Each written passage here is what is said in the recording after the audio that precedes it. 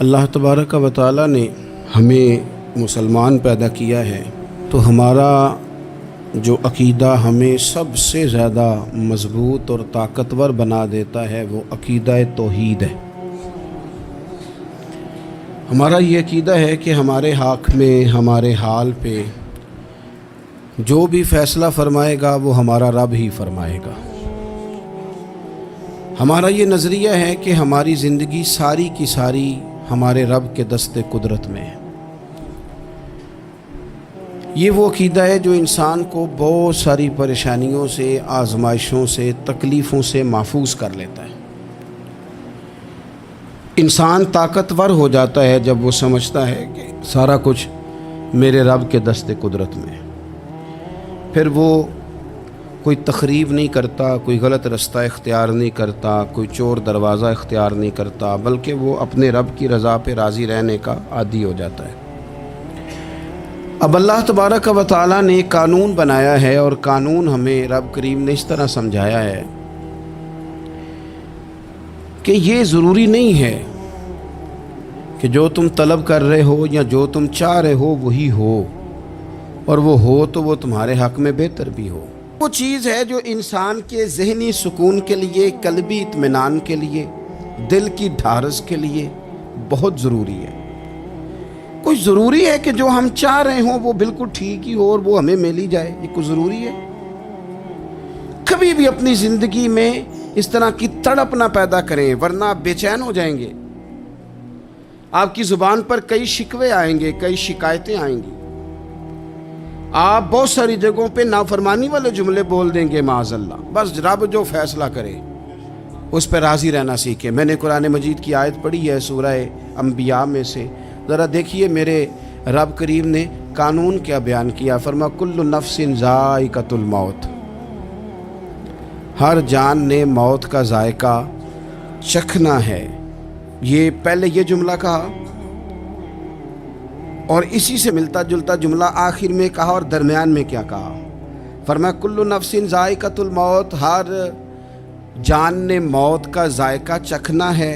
وَنَبْلُوكُمْ بِالشَّرِّ وَالْخَيْرِ فِتْنَةً، فرمایا ہم تمہیں آزمائیں گے، بھلائی کے ذریعے بھی اور برائی کے ذریعے بھی ہم تمہیں آزمائیں گے۔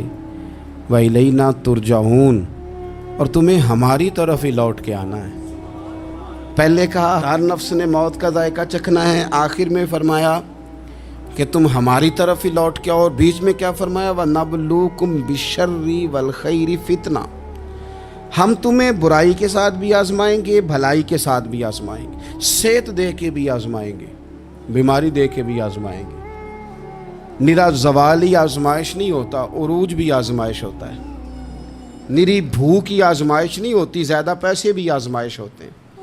انسان کے لیے صرف اس کا کمزور جسم ہی آزمائش نہیں ہوتا، اس کا طاقتور وجود بھی آزمائش ہوتا ہے۔ فرمایا ہم تمہیں آزمائیں گے، بس خیال رکھنا کہ وَإِلَيْنَا تُرْجَعُونَ، لوٹ کر تمہیں ہمارے پاس ہی آنا ہے۔ اور میرے نبی پاک صلی اللہ تعالیٰ علیہ وآلہ وسلم ارشاد فرماتے ہیں، رب جب کسی قوم سے محبت کرتا ہے تو انہیں آزمائش میں مبتلا کر دیتا ہے۔ پھر فرمایا اگر وہ اس پر صبر کریں، اللہ کی قضا پہ راضی رہیں، تو پھر اللہ بھی ان سے راضی ہو جاتا ہے، اور اگر وہ ناراضگی کا اظہار کریں کہ یہ مصیبت کیوں آئی تو پھر اللہ بھی ناراض ہو جاتا ہے۔ اللہ تبارک و تعالی ضرور آزمائے گا، خیر کے ساتھ بھی اور پریشانی کے ساتھ بھی۔ انسان پریشان اس وقت ہوتا ہے کہ جب وہ محنت کرتا ہے تو وہ کہتا ہے نتیجہ میری مرضی کا آنا چاہیے۔ یہ اس کا سب سے بڑا نقصان ہے۔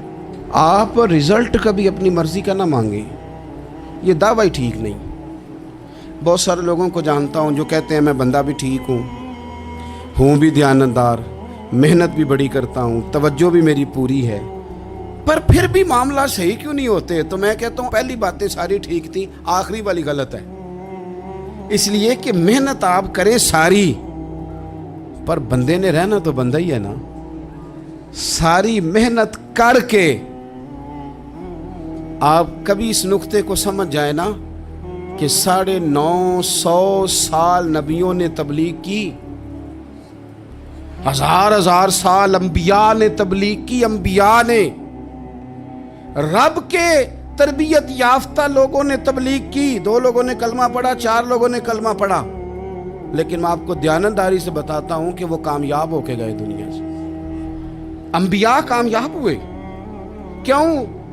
اس لیے کہ رب نے انہیں کہا تھا جا کے پیغام دینا ہے، یہ نہیں کہا تھا کہ بندوں کا بدلنا بھی ضروری ہے۔ ہمارے بچے پتہ کیا کرتے ہیں؟ وہ فٹافٹ نہ پریشان ہو جاتے۔ نبیوں کے ذمہ تبلیغ کرنا ہے، یہ ان کا ذمہ نہیں کہ لوگ ضروری کلمہ پڑھیں۔ ہدایت تو رب کریم کے دستے قدرت میں۔ انبیاء خلوص سے، للہیت سے جد و جہد کرتے رہے، لیکن انہوں نے یہ نہیں کہا کہ مالک اتنی محنت کی ہے بندے ٹھیک نہیں ہوتے، یہ نہیں کہا انہوں نے، اس لیے کہ جو ان کی ڈیوٹی تھی انہوں نے ڈیوٹی صحیح کی۔ ہم نے اپنی ڈیوٹی کرنی ہے۔ پریشان اس وقت ہوتے ہیں جب نتیجہ اپنی مرضی کا مانگتے ہیں، نتیجہ نہ اپنی مرضی کا مانگے، رزلٹ نہ اپنی مرضی کا مانگے۔ اور جناب پیر صاحب میں فلانا وظیفہ بھی پڑھتا ہوں، فلانا وظیفہ بھی پڑھتا ہوں، فلانا وظیفہ بھی پڑھتا ہوں، دل نہیں صاف ہوتا، تو میں نے کہا یہ تو اللہ نہیں کر رہا ہے۔ آپ ڈیوٹی کریں، آپ کام کریں جو آپ کے ذمہ لگایا گیا، اس میں وہ قضا نہ کریں آپ، باقی اللہ تعالیٰ کرم نوازی فرمائے گا۔ دیکھیں ایک بادشاہ تھا، اس کی سلطنت میں نا وہ قوم بنانا چاہتا تھا۔ ہمارے بادشاہ، ہمارے حکمران قومیں نہیں بناتے، لوگوں کو اپنے حق میں قائل کرتے ہیں۔ اس لیے کبھی بھی ہمارے ملک میں قومی سوچیں عام نہیں کی جاتی، ذاتی سوچیں عام کی جاتی ہیں، ملی باتیں نہیں کی جاتی، ذاتی باتیں کی جاتی ہیں۔ وہ چاہتا تھا کہ میری قوم بن جائے۔ اس کا ایک ہیرا سلطنت میں سے گم ہو گیا، تو اس نے اعلان کیا، اس نے کہا کہ جو بندہ ہیرا تلاش کر کے لائے گا اسے انعام دوں گا۔ ساری قوم نکل کھڑی ہوئی ہیرا تلاش کرنے پر، ادھر بھی لوگ گئے، ادھر بھی لوگ گئے، خشکیوں میں، دریاؤں میں، جہاں جہاں جس کی پہنچ تھی، جنگلوں میں، وادیوں میں، گھروں میں، بستیوں میں لوگوں نے ڈھونڈا۔ ساری قوم ایک ہیرا تلاش کر رہی ہے۔ بالآخر سب لوگ جمع ہو گئے ایک میدان میں۔ ایک بندہ اوپر چڑھا بادشاہ کے پاس، وہ اونچی جگہ پہ کھڑا تھا۔ اس نے کہا جناب یہ ہیرا مل گیا ہے۔ اب جب ایک کو ہیرا مل گیا تو باقیوں کے چہرے اتر گئے کہ یہ کامیاب ہوا، ہم ناکام ہوئے۔ بادشاہ چونکہ ان کی تربیت کے لیے یہ کام کر رہا تھا، اس نے کہا تمہارا کیا خیال ہے کہ اس ہیرے کے بغیر میرا گزارا نہیں تھا؟ کہ تمہارا کیا خیال ہے کہ ہیرا میری سلطنت سے نکل گیا تو مجھے زوال آ جائے گا؟ اس نے کہا یہ تو ایک ہیرا ہے۔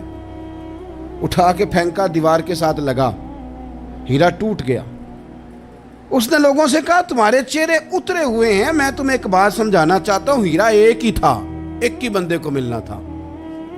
میں نے انعام کا اعلان تو یہ کیا تھا نا کہ جو ہیرا ڈھونڈ کے لائے گا اسے انعام دوں گا، لیکن اب میں تمہیں بتاتا ہوں کہ میں تم سب کو انعام دوں گا، اس لیے کہ ہیرا ایک تھا، ملنا ایک کو ہی تھا، سب کو مل سکتا نہیں، لیکن انعام اس لیے سب کو دوں گا کہ ہیرا ڈھونڈنے پر انعام نہیں دے رہا، میں کوشش کرنے پہ انعام دے رہا ہوں کہ تم نے کوشش تو کی، تم نکلے تو صحیح، جد و جہد تو کی۔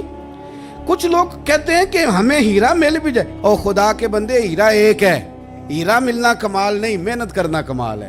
ہم نہ تیار نہیں ہوتے۔ اللہ فرماتے ہیں میں نے آزمانا ہے، میں نے آزمانا ہے، تم نے سفر جاری رکھنا ہے، لیکن یہ ضرور یاد رکھنا کہ وَإِلَيْنَا تُرْجَعُونَ، لوٹ کے تمہیں میرے پاس ہی آنا ہے، تم نے لوٹ کے ادھر آنا ہے، اس بات کو ذہن میں رکھنا۔ حضرت عبداللہ بن عباس رضی اللہ تعالیٰ عنہ اس حدیث کے راوی ہیں، المعجم الکبیر کی یہ حدیث ہے۔ اللہ کے پیارے رسول صلی اللہ تعالیٰ علیہ وسلم ارشاد فرماتے ہیں کہ جس بندے کو 4 چیزیں مل گئی نا، اسے اللہ تعالیٰ نے دنیا اور آخرت کی بھلائیاں عطا فرما دی۔ 4 چیزیں جس شخص کو نصیب ہو گئی۔ یا رسول اللہ کون سی؟ حضور فرماتے ہیں جس کو شکر کرنے والا دل مل گیا، اور کریم محبوب فرماتے ہیں جسے اللہ تعالیٰ کا ذکر کرنے والی زبان مل گئی، اور حضور فرماتے ہیں جسے مصیبت پر صبر کرنے والا بدن مل گیا، اور جسے ایسی بیوی مل گئی جو نہ اس کے مال میں خیانت کرے گی، نہ اس کی عزت میں خیانت کرے گی۔ جسے یہ 4 چیزیں مل گئیں وہ خوش نصیب ہے، دنیا بھی بن گئی، آخرت بھی بن گئی۔ کامیابی صبر آ جانے کا نام ہے، کامیابی شکر حاصل ہو جانے کا نام ہے، کامیابی میرے عزیز یاد رکھ لیں کہ انسان اللہ کے ذکر میں لگ جائے تو اس کا نام ہے کامیابی۔ ہم نے کس کو سمجھ لیا؟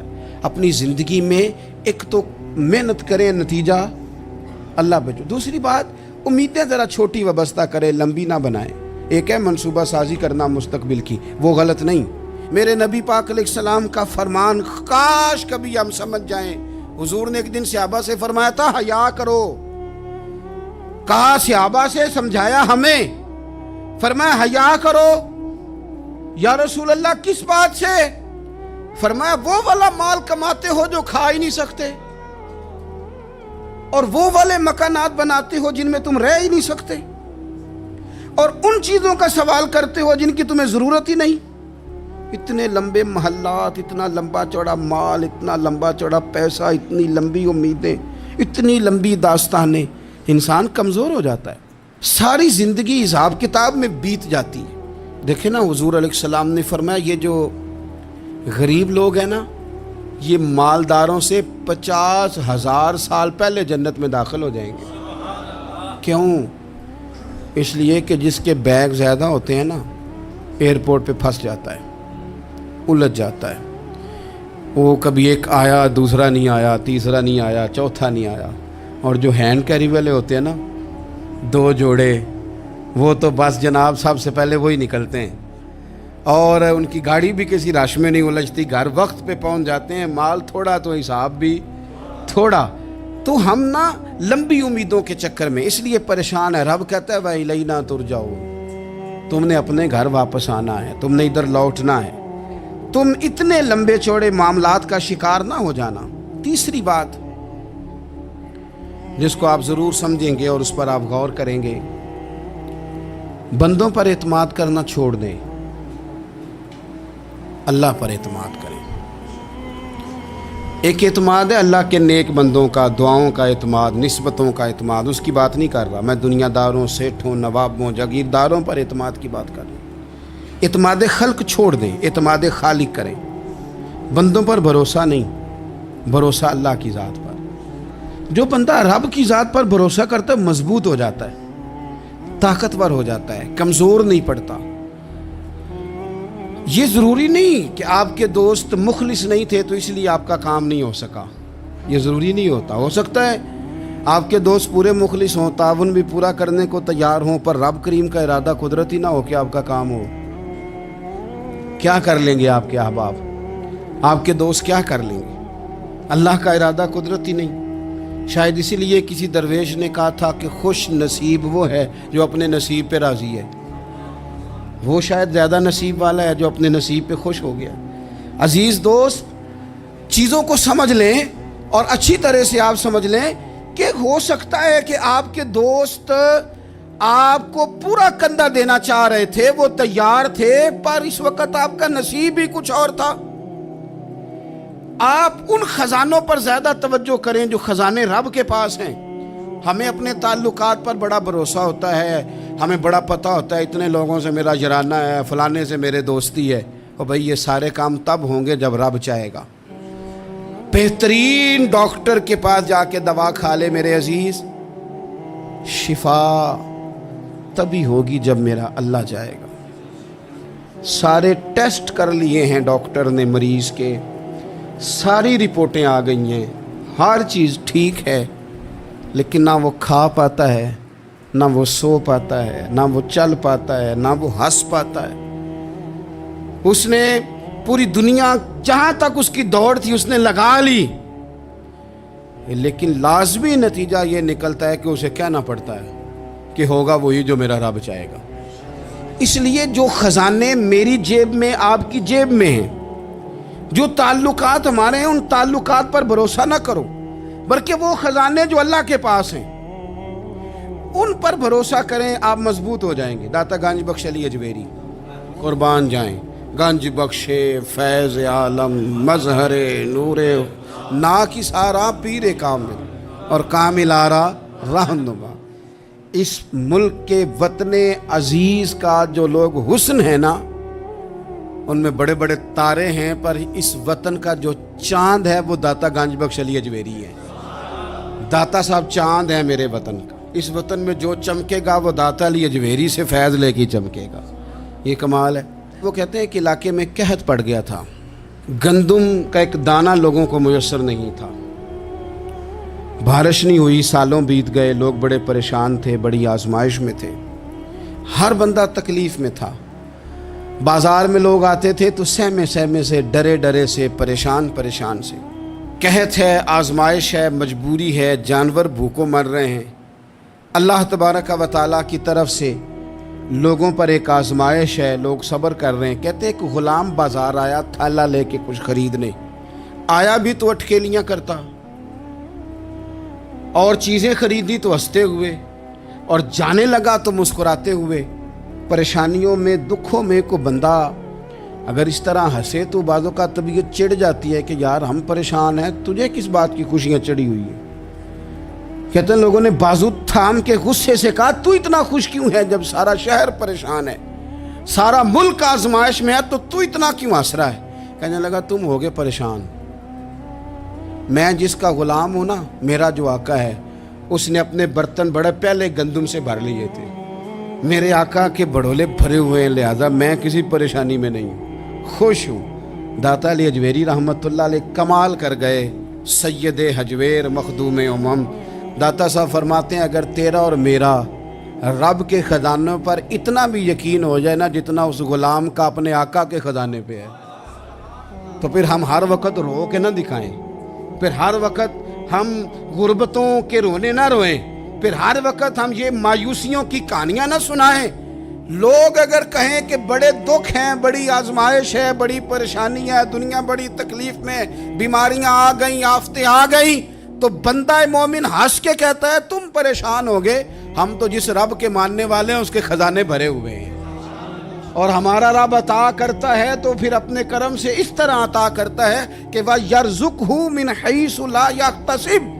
وہ کہتے ہیں میں اتنا دوں گا اور وہاں سے دوں گا کہ تجھے خبر بھی نہیں ہوگی، میں تجھے وہاں سے دوں گا کہ تو نے کبھی سوچا بھی نہیں ہوگا.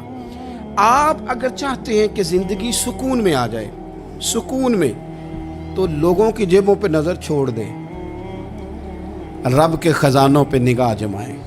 اتنا نوازتا ہے، اتنا نوازتا ہے، اتنا نوازتا ہے کہ انسان حیران ہو جاتا ہے کہ مجھے اتنا بھی مل سکتا ہے. ایک بات یہ میرے عزیز کہ اپنی زندگی میں نا دعووں سے بچیں، دعووں سے بچیں. لفظوں اور عمل اور اٹھنے بیٹھنے، اس میں کسی بھی قسم کے تکبر سے اپنے آپ کو بچائیں. بندہ ہی اچھا لگتا ہے. وہ اگر دعووں پہ اتر آتا ہے نا، کہانیوں پہ اتر آتا ہے، اور داستان سرائی پہ اتر آتا ہے، اور وہ لوگوں کو آئینے دکھانے شروع کر دیتا ہے، اور اسے تقوی کا ہیضہ ہو جاتا ہے، نیکی کا بخار چڑھ جاتا ہے، تو پھر بھی وہ پریشان ہو جاتا ہے. اس لیے کہ جب انسان پرہیزگاری کی اینک لگا لے تو اسے باقی سارے لوگ گناہگار نظر آتے ہیں. آپ اگر سکھی رہنا چاہتے ہیں نا تو عاجزی اختیار کریں. کیوں کہ جب آپ عاجزی اختیار کریں گے تو آپ کو اللہ کی مخلوق اچھی لگنے لگ جائے گی. کیوں کہ آپ اپنے سے بھی کسی کو بہتر سمجھتے ہیں. جب تک آپ میں تکبر ہے، میں نے دیکھا ہے کہ لوگ تکبر کا شکار ہو جاتے ہیں، کسی کو جھوٹا، کسی کو بددیانت، کسی کو فراڈیا، کسی کو دھوکے باز، کسی کو ڈاکو، کسی کو چور، کسی کو غدار، کسی کو فلانا، کسی کو فلانا. اصل بات کیا ہے؟ اصل بات یہ ہے کہ اس شخص کے دماغ کے اندر تکبر کا سودا سما گیا، یہ کسی چکر میں پڑ گیا ہے، اس کو ہیضہ ہو گیا ہے پرہیزگاری کا. یہ سمجھنے لگے کہ جو میں سوچتا ہوں وہ صرف وہی ٹھیک ہے. تیرا یہ دعویٰ ہے کہ ساری مخلوق ٹھیک نہیں، اور میرا رب فرماتا ہے لَقَدْ خَلَقْنَا الْإِنسَانَ فِي أَحْسَنِ تَقْوِيمٍ. میں نے مخلوق بنائی بڑی سونی ہے. ہم نا جب یہاں آ جاتے ہیں نا، یہاں ایک شخص تھا جس کا نام تھا بلعم بن باورہ. یہ بڑا مستجاب الدعوات تھا، جو دعا مانگتا تھا اللہ قبول فرما لیتا، پرہیزگار تھا.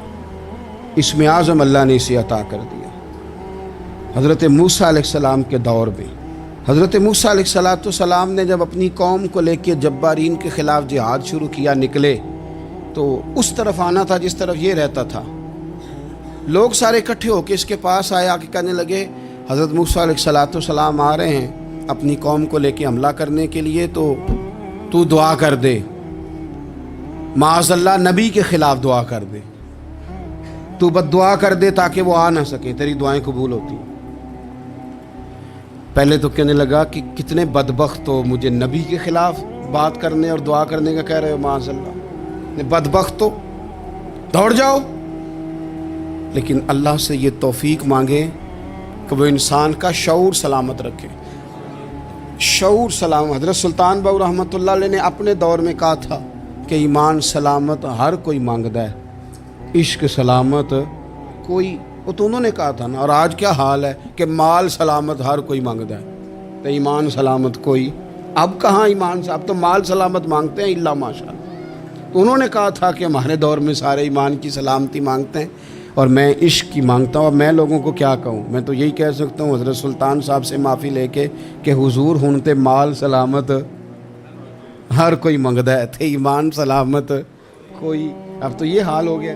او بلم بن باورا غلط فہمی ہو گئی، پہلے تو لوگوں کو اس نے ڈانٹ دیا، لیکن جب لوگ دوبارہ آئے نا تو تحفے طائف لے کے آئے، لالچ میں آ گیا، پاگل ہو گیا، بیوقوف ہو گیا۔ ہرس ہوس یہ کہیں کا نہیں چھوڑتا انسان کو۔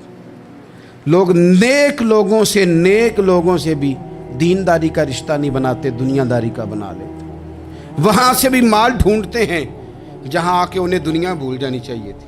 مال آیا، دولت لے کے آئے لوگ، انہوں نے تحفے طائف دیے، وہ کہنے لگا ٹھیک ہے۔ پہلے ڈانٹ رہا تھا کہ نبی کے خلاف میں بد دعا کروں، اور اب تیار ہو گیا معاذ اللہ۔ گدھے پہ بیٹھ کے یا گدی پہ بیٹھ کے جا رہا ہے کہ پہاڑ پہ چڑھ کے حضرت موسیٰ علیہ السلام اور ان کی قوم کے خلاف معاذ اللہ بد دعا کرتا ہوں۔ تو رستے میں جاتے ہوئے نا گدی نے منہ پھیر کے کہا کہ باز آ جا۔ گدی کہنے لگی تو مجھے آگے بھیجتا ہے، فرشتے مجھے پیچھے بھیجتے، باز آ جا۔ بڑے لوگ کانوں میں اذانیں پڑھتے ہیں کہ سیانا ہو جا، سیانا ہو جا، لیکن جب کسی پر بدبختی غالب آتی ہے تو پھر وہ سمجھدار ہونے کو تیار نہیں۔ اللہ تعالیٰ اپنی خفیہ تدبیر سے ہمیں محفوظ فرمائے۔ اللہ تعالیٰ ہمارے حق میں جب بھی فیصلہ کرے تو رحمت والا کرے، کرم والا کرے، آسانی والا کرے۔ چڑھ گیا پہاڑ پہ، اور پہاڑ پہ چڑھ کے جب اس نے ہاتھ اٹھائے، وہ لوگ جو بد دعا کرانے والے تھے وہ ساتھ ہی تھے، تو اپنے منہ سے لفظ نکالتا ہے حضرت موسیٰ کے خلاف معاذ اللہ، لیکن وہ لفظ اپنی قوم کے خلاف نکلتے ہیں۔ وہ ان کے خلاف بد دعا کرنے چلا تھا، تو چونکہ ہر چیز اللہ کے دست قدرت میں ہے نا، تو زبان سے نکالتا کچھ ہے، نکلتا کچھ اور ہے۔ پھر وہ وقت بھی آیا کہ زبان لٹک گئی، سینے پہ آ گئی، عذاب آ گیا اللہ کا، تباہ ہو گیا اپنی قوم سمیت۔ اپنی زندگی میں یاد رکھ لے اچھی طرح، ہرس، ہوس، تکبر، غرور، وہ کسی چیز کا بھی ہو، وہ انسان کو لے ڈوبتا ہے۔ اگر آپ زمین پہ کھڑے رہ کے لوگوں کو دیکھیں گے تو کچھ لوگ اگر آپ کو اپنے برابر نظر آئیں گے نا قد میں، تو کچھ انشاءاللہ بڑے بھی نظر آئیں گے۔ ہم نے لسٹیں بنا لی ہیں کہ کون کون کتنا غلط ہے، ہم نے ہر ایک کے بارے میں 2-4 باتیں یاد کر لی ہیں، فلانا اتنا خراب ہے، فلانا اتنا، اور فلانا اتنا۔ اس کا نقصان یہ ہوا ہے کہ اللہ کی خوبصورت مخلوق، خوبصورت رنگوں میں ہم نے حالات خراب کر لیے ہیں۔ اگر ہم چاہتے ہیں کہ ہمارا دل سکون میں آئے، قرار میں آئے، تو زندگی عاجزی والی، انکساری والی، اللہ تبارک و تعالیٰ کی بات۔ میں اکثر کہتا ہوں کہ نبی پاک صلی اللہ تعالیٰ علیہ وآلہ وسلم نے کتنی شانیں بیان کی، حضرت عمر فاروق، کتنی عظمتیں حضور نے ان کی بیان کی۔ جب ان کا وصال ہونے لگا نا، ان کو زخم لگا، تو لوگ ان کی تعریفیں کرنے لگے۔ اب ان کو بھی پتہ تھا کہ میری عظمت میں حضور نے کیا کچھ بیان کیا ہے۔ لوگ ان کی تعریف کرنے لگے، امیر المومنین آپ کو یہ کمال حاصل ہے۔ تو حضرت عمر فرمانے لگے دعا کرو بس میری نیکی اور بدیاں برابر برابر ہو جائیں، نیکیاں اور بدیاں برابر ہو جائیں۔ میں کسی درجے کا خواہش مند نہیں، بس یہ چاہتا ہوں کہ یہ عاجزی کا حسن دیکھیں، انکساری کا یہ درجہ دیکھیں۔ فرماتے ہیں بس یار معافی دے دے نا، وہ معاف کر دے، پھر تو بات بن گئی۔ میں جلسوں پہ، اجتماعات پہ جاتا ہوں تو ایک رواج بن گیا ہے، لوگ بڑی بڑی قطاروں میں پھول لے کے کھڑے ہو جاتے ہیں اور گاڑیوں میں پھینکتے ہیں۔ تو میں اپنے سنگیوں سے کہتا ہوں کہ اگر تو قیامت میں بھی ایک پھول مل گیا نا، تو پھر تو یہ سارے استقبال کام آ گئے۔ اور اگر وہاں کھڑا کر لیا گیا نا، صحیح حدیث میں حضور نے فرمایا ہے کہ کچھ سوالوں کے لیے بندے کو محشر کے میدان میں کھڑا کر لیا جائے گا۔ ان سوالوں میں سے ایک سوال یہ بھی ہوگا کہ بتا अपने इल्म पर अमल कितना किया था।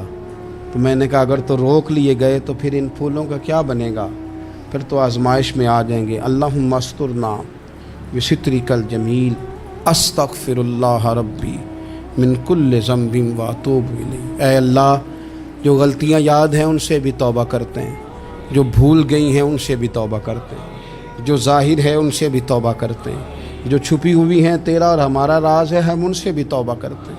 मालिक, जहाँ जहाँ जिस जिस मकाम पर जिस जिस लिहाज से आमदन या सहवन बोल कर लहजे से और इशारे किनाए से भी कहीं को तेरी नाफरमानी कर बैठे हैं तो उससे भी तेरी पनाह में आते हैं। अपनी पनाह में रखियो, अपनी पनाह में हमें ईमान की मौत दीजिए और सुबह क़यामत अपने महबूब की शफ़ात हमारे हक़ में कबूल फरमाइयो। अज़ीज़ दोस्तों, अल्लाह ताला ने जो हमें नबी करीम अलैहिस्सलाम अता फरमाए हैं, तो उस महबूब की शान अल्लाह ने कुरान मजीद के मुख्तलिफ आयात में मुख्तलिफ अंदाज में बयान फरमाई है। एक अज़मत अल्लाह ने मेरे नबी करीम की ये बयान की है कि वयुअल्लिमुहुमुल किताब वल हिक्मा, ये महबूब तुम्हें किताब भी सिखाएंगे और हिकमत भी सिखाएंगे। दानाई, तदब्बुर, फ़हम व फ़िरासत अल्लाह ताला ने सबसे बढ़कर मदीने वाले महबूब को अता फरमाया। उलमा ने लिखा है कि अल्लाह ताला ने, हज़रत वहाब इब्न मुनब्बे कहते हैं, अल्लाह ताला ने अक्ल के 1000 हिस्से किए, एक उसमें से हिस्सा पूरी दुनिया को दिया, जिससे साइंसदान, डॉक्टर, उलमा, हकीम, तबीब पैदा हुए। बाकी 999 हिस्से अक्ल अल्लाह ने अपने महबूब को अता फरमाए। नबी करीम सल्लल्लाहु ताला अलैहि वसल्लम को अल्लाह ताला ने तदब्बुर, दानाई, हिकमत, फ़हम, फ़िरासत, बसीरत बदर्जे अतम हर एक से बढ़कर अता की। इंसान अगर अपनी ज़िंदगी में दानाई के साथ चलने लग जाए ना, हिकमत के साथ, तो उसके फैसले दुरुस्त होने लगते हैं, उसका रास्ता जो होता है वो आसान होने लगता है। हमारे फैसले जज्बाती होते हैं, हमारी राय वक्ती होती है, हवा का रुख देखकर मिजाज बदलने की आदत इल्ला माशाअल्लाह लोगों ने बना ली। हम किसी भी मसले में सुनी सुनाई बात पर बड़ी जल्दी जज्बाती हो जाते हैं। बुर्दबारी, ठहराव इल्ला माशाअल्लाह लोगों में ख़त्म होता जा रहा है। अदम बर्दाश्त कौमी नहीं आलमी मसला है। बस लोग बुरे नहीं होते, सिर्फ हमारी तबीयत के मुताबिक नहीं होते, हमारी नहीं मानते, लिहाजा हमें अच्छे नहीं लगते।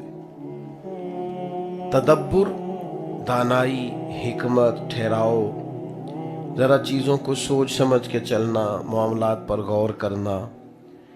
देखे ना, नबी पाक सल्लल्लाहु ताला अलैहि वसल्लम ने उस शख्स को पहलवान कहा है जो अपने गुस्से पर काबू पा लेता है। फरमाया वो पहलवान है जिसका अपने ऊपर कंट्रोल है। और जो आदमी कहता है मुझे पता ही नहीं चलता, तो भाई फिर आप जिंदगी में निजाम लेके आगे कैसे चलेंगे जब आपको पता ही नहीं चलता। दानाई, हिकमत, कोई काम भी अगर बगैर हिकमत के किया जाए तो वो काम दुरुस्त भी हो तो खराब हो जाता है कई दफा, और अगर हिकमत से कर लिया जाए, दानाई से कर लिया जाए, हमारे बच्चे, हमारी नई नस्ल, इसकी तरबियत भी करनी है पर दानाई से। किसी को अल्लाह की तरफ भी बुलाएं तो उदऊ इला सबील रब्बिक बिल हिकमा, किसी को अपने रब की तरफ भी बुलाओ, दावत दो तो दानाई के साथ, हिकमत के साथ।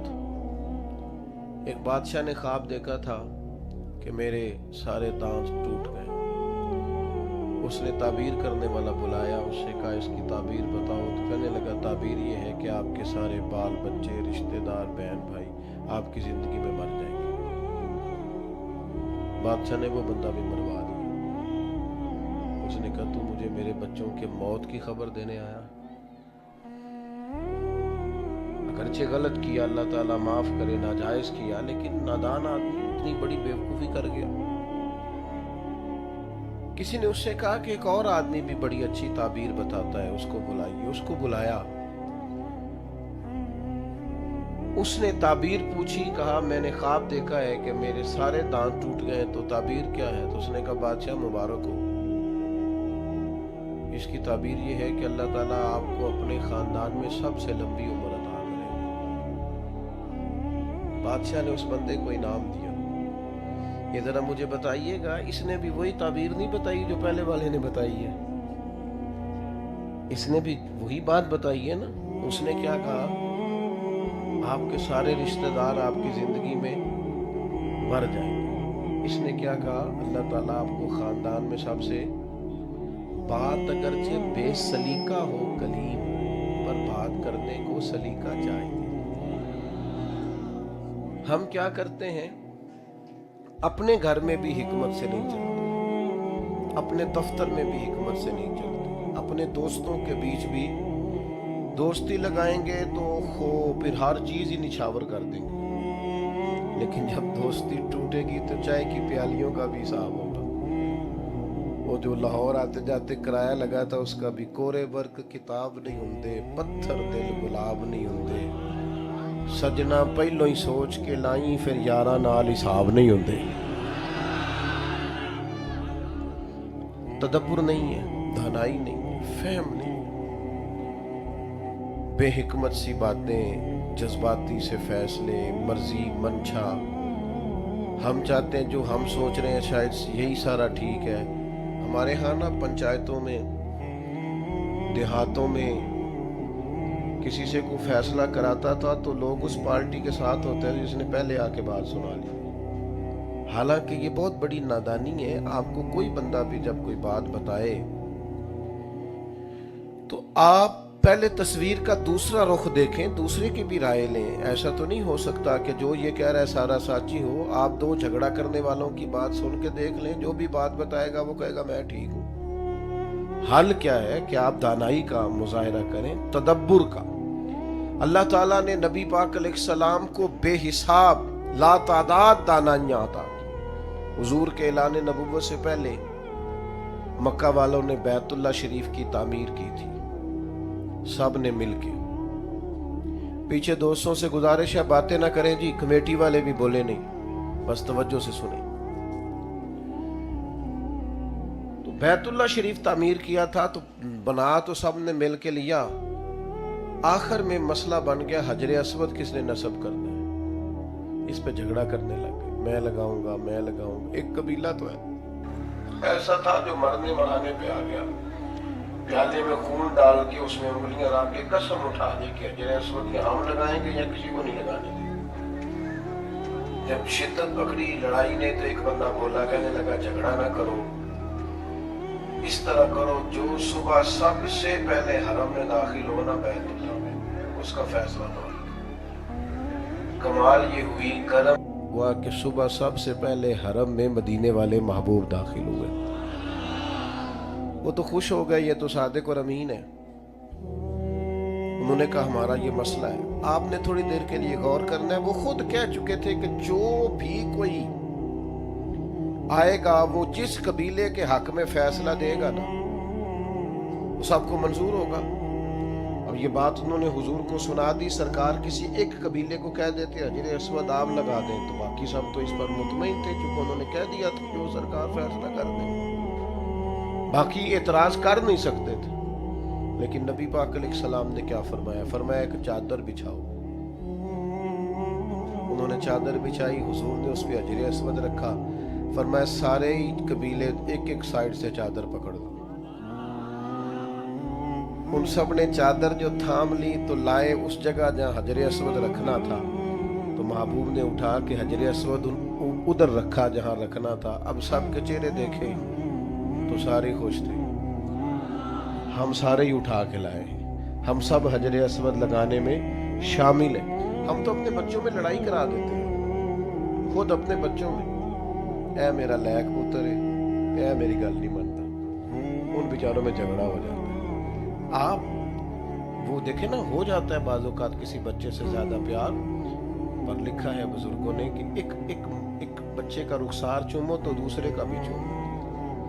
ان کو یہ لگے نا کہ جھکاؤ زیادہ ادھر ہے. نبی پاک نے فرمایا اللہ سے ڈرو, اپنی اولاد میں انصاف کرو, دانائی سے تدبر سے گھر چلائیں, تدبر سے آپ سوسائٹی میں وقت گزاریں.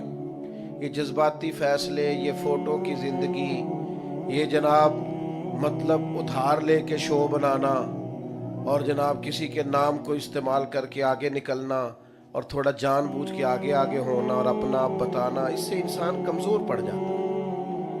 آپ جہاں ہیں وہاں وفادار ہو جائیں, جہاں ہیں وہاں خوبصورت ہو جائیں, سارے لوگ آپ کی طرف رجوع کریں گے. لیکن آپ کو کمال دانائی سے اپنے بچوں کو, پیار کرنے والوں کو. حضور مدینہ طیبہ تشریف لے گئے تو ہر گھر والا کہہ رہا تھا یا رسول اللہ میرے گھر آئے, اور جو بھی دعوت دے رہا تھا نا حضور کو خلوص سے دے رہا تھا. لوگوں نے دروازے نہیں کھولے ہوئے تھے, اکھیاں بھی بچھا رکھی. وہ تو سویرے آتے تھے اور شام تک کریم کا انتظار کرتے. پتھروں, پہاڑوں, ٹیلوں تک پہ سجاوٹ اور نور ہی نور گویا نظر آتا تھا. اس طرح کا سما تھا جیسے سجی ہوئی ہے ہر چیز. ہر ایک کہہ رہا تھا, حضرت عتبان بن مالک, حضرت سعد بن معاذ, بڑے بڑے سردار, یا رسول اللہ ہمارے گھر میں قیام کریں. کوئی کہتا تھا حضور میرا گھر کشادہ ہے, تو جتنے لوگ آپ سے ملنے آئیں گے سب آرام سے بیٹھ سکیں گے. کوئی کہتا تھا یا رسول اللہ میرا قبیلہ بڑا ہے, اسلحہ زیادہ ہے, دشمن کے مقابلے میں مدد کرنی ہوئی تو ہم ذرا زیادہ تعداد میں ہیں, مدد کر سکیں گے دین کی. یا رسول اللہ ہمارے گھر ہر بندہ خلوص سے دعوت دے رہا ہے, اب کیا کریں. یقیناً حضور کہتے میں نے فلانے کے گھر جانا ہے تو دوسرا ناراض ہو جاتا. کبھی بھی ایسا نہ ہوتا, وہ قبول کرتے بات کو. لیکن ذرا انسان کے دل میں محبت میں احساس تو آتا ہے نا, یار میں نے بھی تو کہا تھا, میں نے بھی تو کہا تھا. اگرچہ وہ ناراض نہ ہوتے, حضور کا فیصلہ قبول کرتے, پر خواہش تو سب کی تھی نا.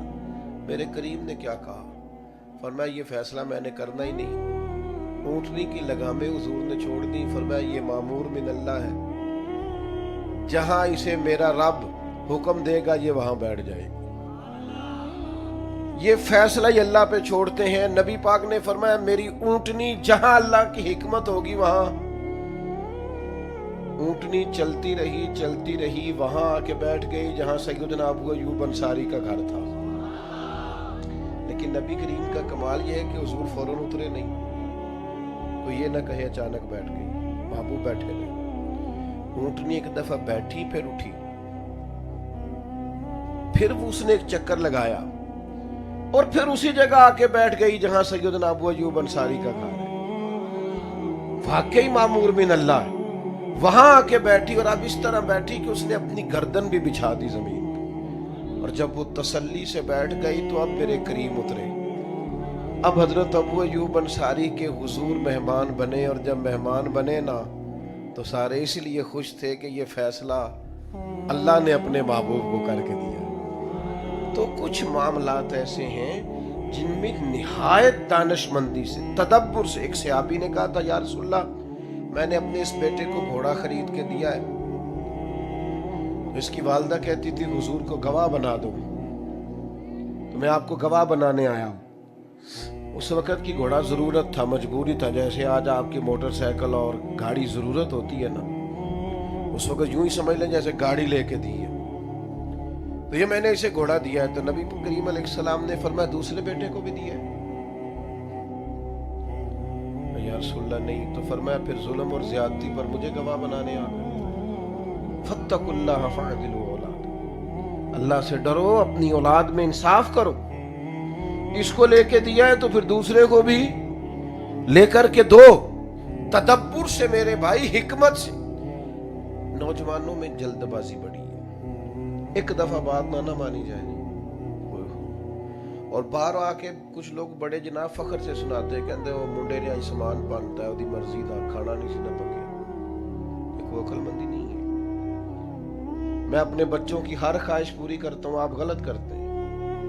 ان کی کچھ خواہشیں پوری نہ کریں تاکہ انہیں صبر کرنا بھی آئے, انہیں احساس پیدا ہو کہ کچھ چیزیں نہ ملیں تو میں نے اس میں صبر بھی کرنا ہے, تدبر بھی کرنا ہے, رکنا بھی ہے. ہماری بے حکمتی, ہمارے مزاج کی نادانی, بہت سارے ماضی میں فیصلے ایسے ہیں جو ہم سے اس لیے غلط ہوئے کہ ہم نے جلد بازی کی. کبھی پلٹ کر دیکھیں, بہت سارے لوگ اس لیے ہم سے ٹوٹ گئے کہ ہم سیانے نہیں تھے. اگر ہمارے اندر تدبر ہوتا, معاملہ فہمی ہوتی تو بڑے رشتے ہمارے مضبوط ہونے تھے. لیکن ہم نے جذباتیت کی. جو بندہ آپ کو آ کے کہانی سناتا ہے کہ میں فلانے کے پاس بیٹھا تھا تو وہ آپ کے خلاف باتیں کر رہا تھا تو پائی ویکھو نہ انہیں انج نہیں کرنا چاہیے, تو آپ کا کیا خیال ہے جو ساری کہانی سن کے آیا ہے وہ آپ کے ساتھ ہے؟ اگر اسے پتا ہوتا کہ اس بندے کا آپ سے پیار ہے تو اس کی جرت تھی آپ کے سامنے بات کرتا. میری بات کی سمجھ آ رہی ہے آپ کو؟ جو میں نے ایک جگہ پہ بیٹھا تھا, 2-4 لوگ بیٹھے تھے تو باقی سارے اٹھ کے چلے گئے, ایک بندہ رہ گیا. تو وہ جو رہ گیا نا, اس نے پھر کوئی ان کے خلاف ان کی پگڑیاں کھولی, کوئی کہانیاں سنائی, وہ سناتا جا رہا, میں بڑا پریشان ہوں.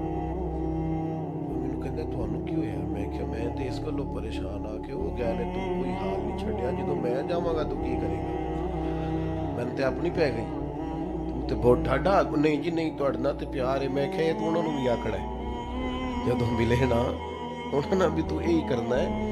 تو یہ آپ مت توقع کریں کہ جو آپ کا بڑا خیر خواہ بن کے آپ کے ساتھ بات کر رہا ہے وہ آپ کا بڑا اپنا ہے. ایسا نہیں ہے.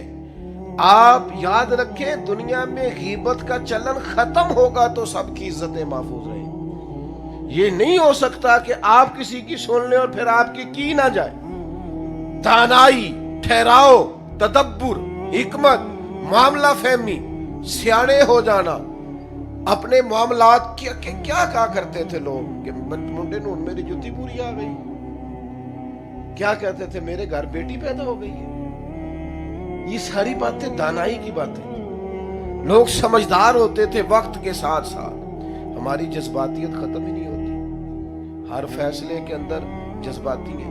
اور کبھی سخت موڑ بھی آ جائے نا, اللہ سے مدد مانگے, اپنے مالک کے حضور حاضری دیں اور کوشش کریں کہ فیصلہ صحیح ہو. ایک بڑا عجیب مرحلہ آیا تھا فتح مکہ کے موقع پر.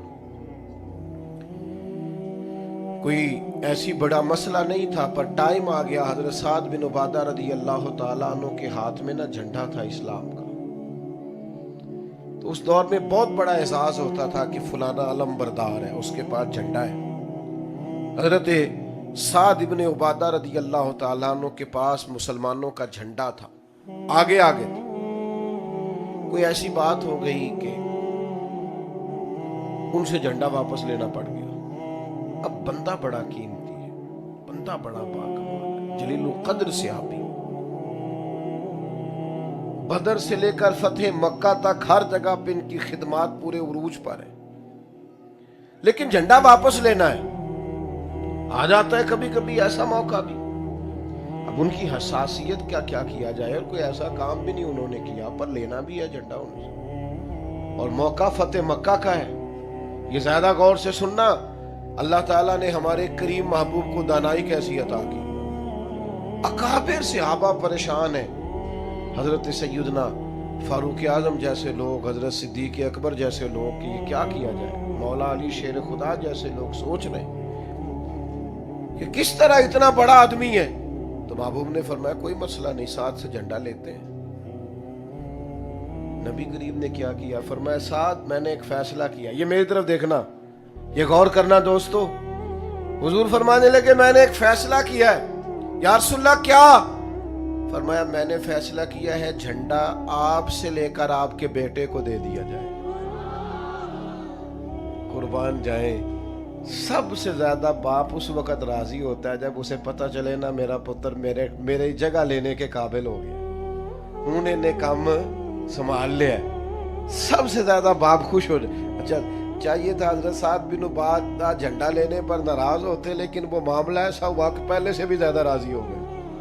وہ خوش ہو گئے، یا رسول اللہ میرے نصیب جو خدمت کل تک میں کرتا تھا میرا بیٹا کیا کرے گا. تو صحابہ کرام فرماتے ہماری روحیں وجد کر رہی تھی کہ ایسا کمال فیصلہ، کاش ہمارے فیصلے درست. ایک میرے پاس مسئلہ آیا، 2 دفعہ لڑکے نے طلاق دے دی ہے، تو جذباتی بڑا ہے تو مارتا بھی ہے تو ایسا بھی ہے. تو میں نے نا اس شخص سے کہا، باپ بیٹی کا مسئلہ پوچھنے آیا. میں نے کہا جانتے نہیں تھے آپ؟ کہنے لگے نہیں میں جاننا، مان جائے میری ہمشیرہ کا بیٹا ہے. تو میں نے کہا بد اخلاق بھی اور بیٹی کو مارتا بھی آپ سارا کچھ کی کرتا. پھر بہن گھر آ گئی سی. میں نے کہا یہ کوکل مندی کی علامت ہے؟ آپ کو پتہ ہے بد اخلاق ہے اور پہلے دن سے پتہ ہے، تو آپ نے یہ اتنا بڑا ظلم کیا کہ بہن آ گئی تھی تو آپ نے بیٹی قربان کر دی. شریعت آپ کو اجازت دیتی ہے، اس کی اخلاق اجازت دیتا ہے. کس طرح کے فیصلے کرتے ہیں ہم؟ رشتے میں کیا ملتے رہیں گے؟ یہ ملتے رہیں گے. آپ وہ فیصلہ کریں جو دیر پا ہو. میں نے کہا معاملہ طلاق تک آ گیا، اب ساری زندگی بہن نہیں ملے گی، آپ کیا کریں گے؟ اب تو معاذ اللہ اس کے بعد تو یہاں تک حالات پہنچ جاتے ہیں لوگ جنازے نہیں پڑھتے. یہ کوئی دانائی کی بات ہے؟ آپ وہ کام کریں جو حکمت پر مبنی ہے. جذباتی فیصلے فلانے نے کہتا ہے فلانا آ گیا سی، وہ ہمارے الیکشن ہوتا ہے نا، وہ کہنے نا جی چوری میرے گھر آ گیا سی. میں کہا جی الیکشن تو بعد آیا تاں گل کری، الیکشن والے دن ہی آیا سی، انہیں دیہڑا ہی سی، اسے پتا تھا وہ جی وہ میرے گھر آ گیا. بلکہ الٹا ناراض ہو رہے ہوں، وہ میرے گھر آیا ہوں تسی میرے آکھر دے ووٹ دیو. اور پھر جب وہ جیت جاتا ہے اس کے بعد کہتے ہیں جتایا میں تے میرا فون نہیں چکتا. میں کیا انہوں پتا ہے تو جتایا تاں نہیں چکتا. کیا مذاق اپنے ساتھ کرتے ہیں، بے حکمت فیصلے. اور نہ میں نے زندگی میں کبھی ووٹ کاسٹ نہیں کیا. پہلی بات تو یہ ہے کہ اسلام جمہوریت کا نہیں خلافت کا قائل ہے. پہلی بات تو یہ ہے، جمہوریت تو وہ طرز حکومت ہے کہ جس میں بندوں کو گنا کرتے ہیں تولا نہیں کرتے. ایک بالکل ان پڑھ اور نادان آدمی کا، یہاں تو معذور لوگوں کے لوگ ٹھپے، اس کا ووٹ بھی اسی برابر ہے، پڑھے لکھے کا بھی. بندوں کو گنا کرتے ہیں، یہ اقبال نے کہا. اور دوسری بات یہ ہے میرے بھائی کہ یہ نہ خنجر اٹھے گا نہ تلوار ان سے، یہ بازو میرے آزمائے ہوئے ہیں. یہ سارے لوگ وہی ہیں، پارٹیاں بدل بدل کے کبھی اس میں کبھی اس میں، کس چکروں میں پڑے. بہرحال یہ میرا عنوان نہیں. جو بات عرض کرنا چاہتا ہوں کہ بغیر حکمت کے نہیں، دانائی کے ساتھ وقت گزارے. اور اگر کبھی کوئی آپ سے سوال بھی کرے، انسانی ذہن میں نا سوال پیدا ہو جاتا ہے. جسموں کو قید کیا جا سکتا ہے، ذہنوں کو روحوں کو قید. سوال اٹھتے رہتے ہیں، سوال کا جواب ہوتا ہے، سوال پر لڑائی نہیں ہوتی. اور لڑائی کریں گے آپ، ڈانٹ ڈپٹ کریں گے تو بغاوت پیدا ہوگی. ایک سوال کھڑا ہو گیا تھا، فتح مکہ کے بعد ایک جنگ ہوئی، اس میں بڑا مال غنیمت آیا. تو اصول یہ تھا کہ جو نئے نئے لوگ مسلمان ہوتے تھے ان کی تالیف قلب کے مؤلفۃ القلوب کو زیادہ دیا جاتا تھا. تو نبی پاک نے مکے والوں کو ذرا زیادہ دیا. تو ایک نوجوان انصاری وہ کہنے لگے حضور کی اپنے قریبی رشتہ داروں پر کرم نوازی بڑھ گئی ہے. توجہ ہے آپ کی؟ حضور نے فرمایا انصاریوں کو سب کو میرے خیمے میں اکٹھا کرو. اکٹھے ہو گئے. تو محبوب کہنے لگے تم کہہ سکتے ہو کہ یا رسول اللہ صلی اللہ تعالی علیہ وسلم انہوں نے تو آپ کو تکلیف دی تھی، ہم نے سینے کھولے تھے. یہ تو بدر و احد میں تلواریں لے کے آئے تھے، ہم نے آپ کے لیے جانیں پیش کی تھی. تم کہو کہ ہماری تو تلواروں سے ابھی بھی خون ٹپک رہا ہے، تم کہہ سکتے ہو. تو وہ کہنے لگے نہیں یا رسول اللہ آپ کا احسان ہے آپ یہاں آئے. حضور فرمانے لگے تم کہو کہہ سکتے ہو.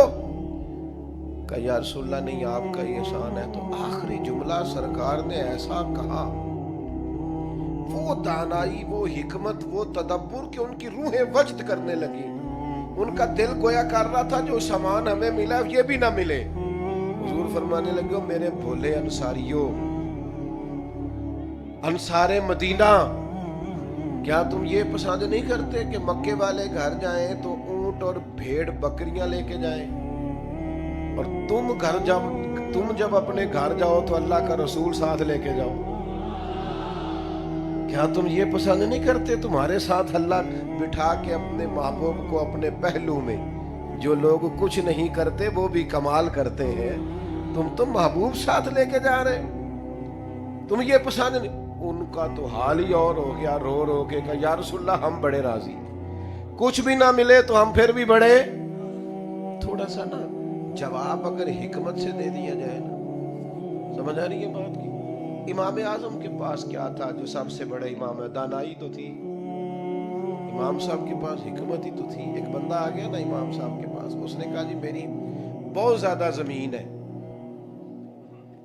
तो मैं कहीं सफर पे जा रहा था तो मैंने खजाना दबाया था जमीन में, अब मैंने निशानी को रखी थी, वो निशानी मैं भूल गया हूं,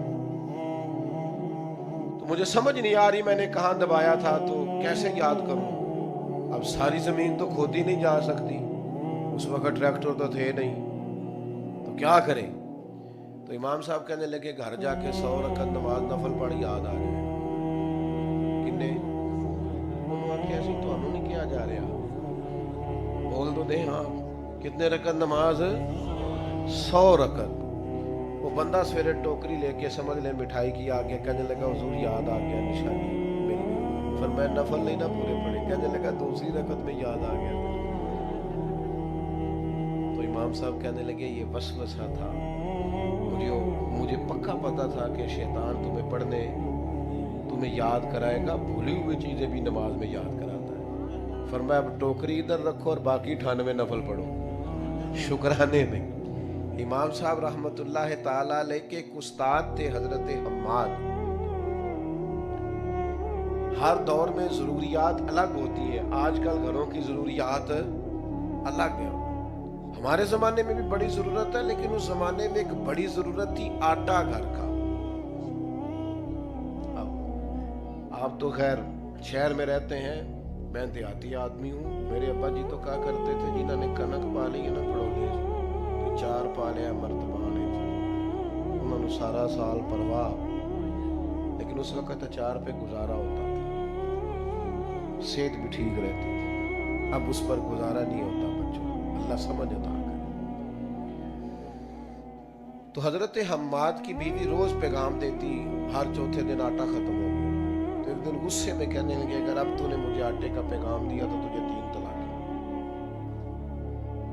पैगाम भी उनको ही देना है, क्या करें? हालात बिगड़ गए, परेशानी लग गई, वो खुद भी पछताए बात करके। तो उनकी अहलिया ने ना किसी तरीके से इमाम आजम को पैगाम भेजा, अपने शौहर के शागिर्द को। ये मसला बन गया तो हाल क्या है? तो उन्होंने कहा अम्मा जी आप मेरी उस्तानी है माँ, हाल बड़ा आसान है। उस दौर में आटा थैले में लोग लेने जाते थे और थैले कपड़े के बनते थे। क्या जब उस्ताद साहब सो रहे हो ना तो आपने मुंह से नहीं कहना कि आटा ला, आपने वो थैला उनके कुर्ते से बांध देना, उनके कुर्ते से थैला बांध दे, उठेंगे उन्हें समझ आ जाएगी आटा खत्म हो गया, कहने की जरूरत ही नहीं। हजरत हम्माद रहमतुल्लाह अलैह सो के उठे, बेटा बैठ जाइए, सारे बैठ गए, अल्लाह आपको सलामत रखे, आप भी बैठ जाइए, आपके पीछे जो लोग हैं उन्हें नजर नहीं आ रहा तो आपके खड़े होने लगे। और बात भी अब मुकम्मल हो गई है, मैं दुआ की तरफ जाने लगा हूँ। तो हजरत हम्माद उठे सो के, तो कुर्ते के साथ कपड़े का थैला बंधा हुआ था, तो देख के फौरन कहने लगे आटा खत्म हो गया, और साथ ही फरमाने लगे ये बताओ अबू हनीफा के पास कौन गया था मसला। इसलिए कि ये फहमो फिरासत अगर अल्लाह ने अता की है तो इमाम आजम अबू हनीफा को ही अता फरमा। कौन गया था जिसने उनको? तो मेरे भाई जिंदगी, नौजवानों जज्बाती फैसले ना यार किया करो। तुम वालदैन के सामने भी जज्बाती होते हो, तुम हल्की सी बात करते हो, अब्बा बेचारा सारी रात सोता नहीं, इन मेरे नलेंजी नहीं करनी चाहिए। हल्की सी बात करते हो, माँ बेचारी तड़प जाती। और यारो जज्बाती ना हुआ करो। अकल, दानाई, फहम, फिरासत, शऊर ये हमें हमारे नबी पाक ने अता फरमाया। इसलिए कभी भी कोई ऐसा फैसला ना करें जो हिकमत से खाली हो। अल्लाह समझ अता करे। अल्लाहुम्मा सल्ली अला सय्यदिना व मौलाना محمد معدن الجود والکرم وعلی آلہ وصحبہ وبارک وسلم۔ اللہ ہماری حاضری قبول فرما۔ میرے بھائی نے اور ان کے بیٹوں نے جو اتنی خوبصورت محفل کی اور اتنی بڑی تعداد میں مسلمان شامل ہوئے، سب کو بہترین جزا عطا فرما۔ اللہ تعالیٰ سب کے رزق میں، مال میں، جان میں، عزت میں، آبرو میں، دین کے ذوق شوق میں برکتیں پیدا فرما۔ اللہ بیماروں کو شفا عطا فرما، مقروضوں کو قرض کے بوجھ سے رہائی نصیب فرما، جو تنگ دست ہیں ان کے رزق میں وسعت فرما۔ اللہ جو مقروض ہیں ان کو قرض سے رہائی نصیب فرما۔ اللہ جو بے اولاد ہیں انہیں صاحب اولاد فرما۔ اولاد والوں کی اولاد کو فرما بردار بنا۔ اللہ کریم ہم سب کی دلی جائز مرادیں پوری فرما۔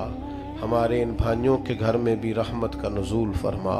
اللہ تعالیٰ امت کی خیر فرما، عالم اسلام کی خیر فرما، بالخصوص فلسطین کے مجبور مسلمانوں کی مدد فرما۔ جو دعائیں مانگی ہیں وہ بھی قبول فرما، جو دلوں میں ہیں وہ بھی پوری فرما۔ اللہم انا نسألک العفو والعافیۃ فی الدین والدنیا والآخرہ، رب اغفر وارحم وانت خیر الراحمین، وصلی اللہ تعالی علی حبیبہ سیدنا محمد وآلہ۔ صلاح الدین ایوبی، مسلمانوں پہ ظلم ہوا، فلسطین میں آگ لگی اور پورے فلسطین کی گلیاں خون سے بھر گئیں۔ ایک دن کے اندر 70,000 مسلمان قتل ہوا۔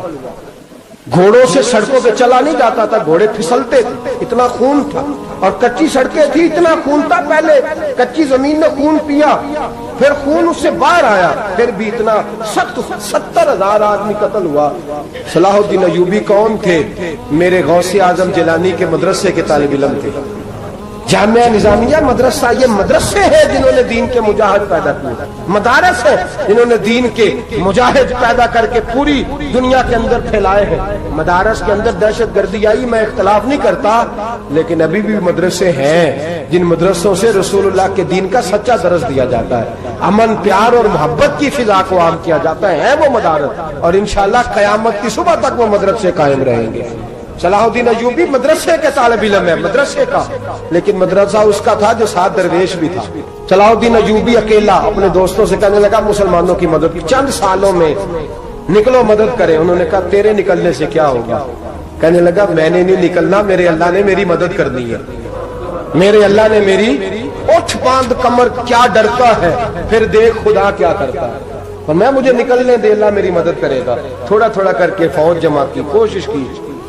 چند سالوں کے بعد اسی جگہ جہاں مسلمانوں کا خون بہا تھا، اللہ نے اسلام کا جھنڈا پھر سے بلند کر دیا۔ صلاح الدین ایوبی فاتح بن کے مسجد اقصیٰ کے دروازے پہ کھڑا ہے۔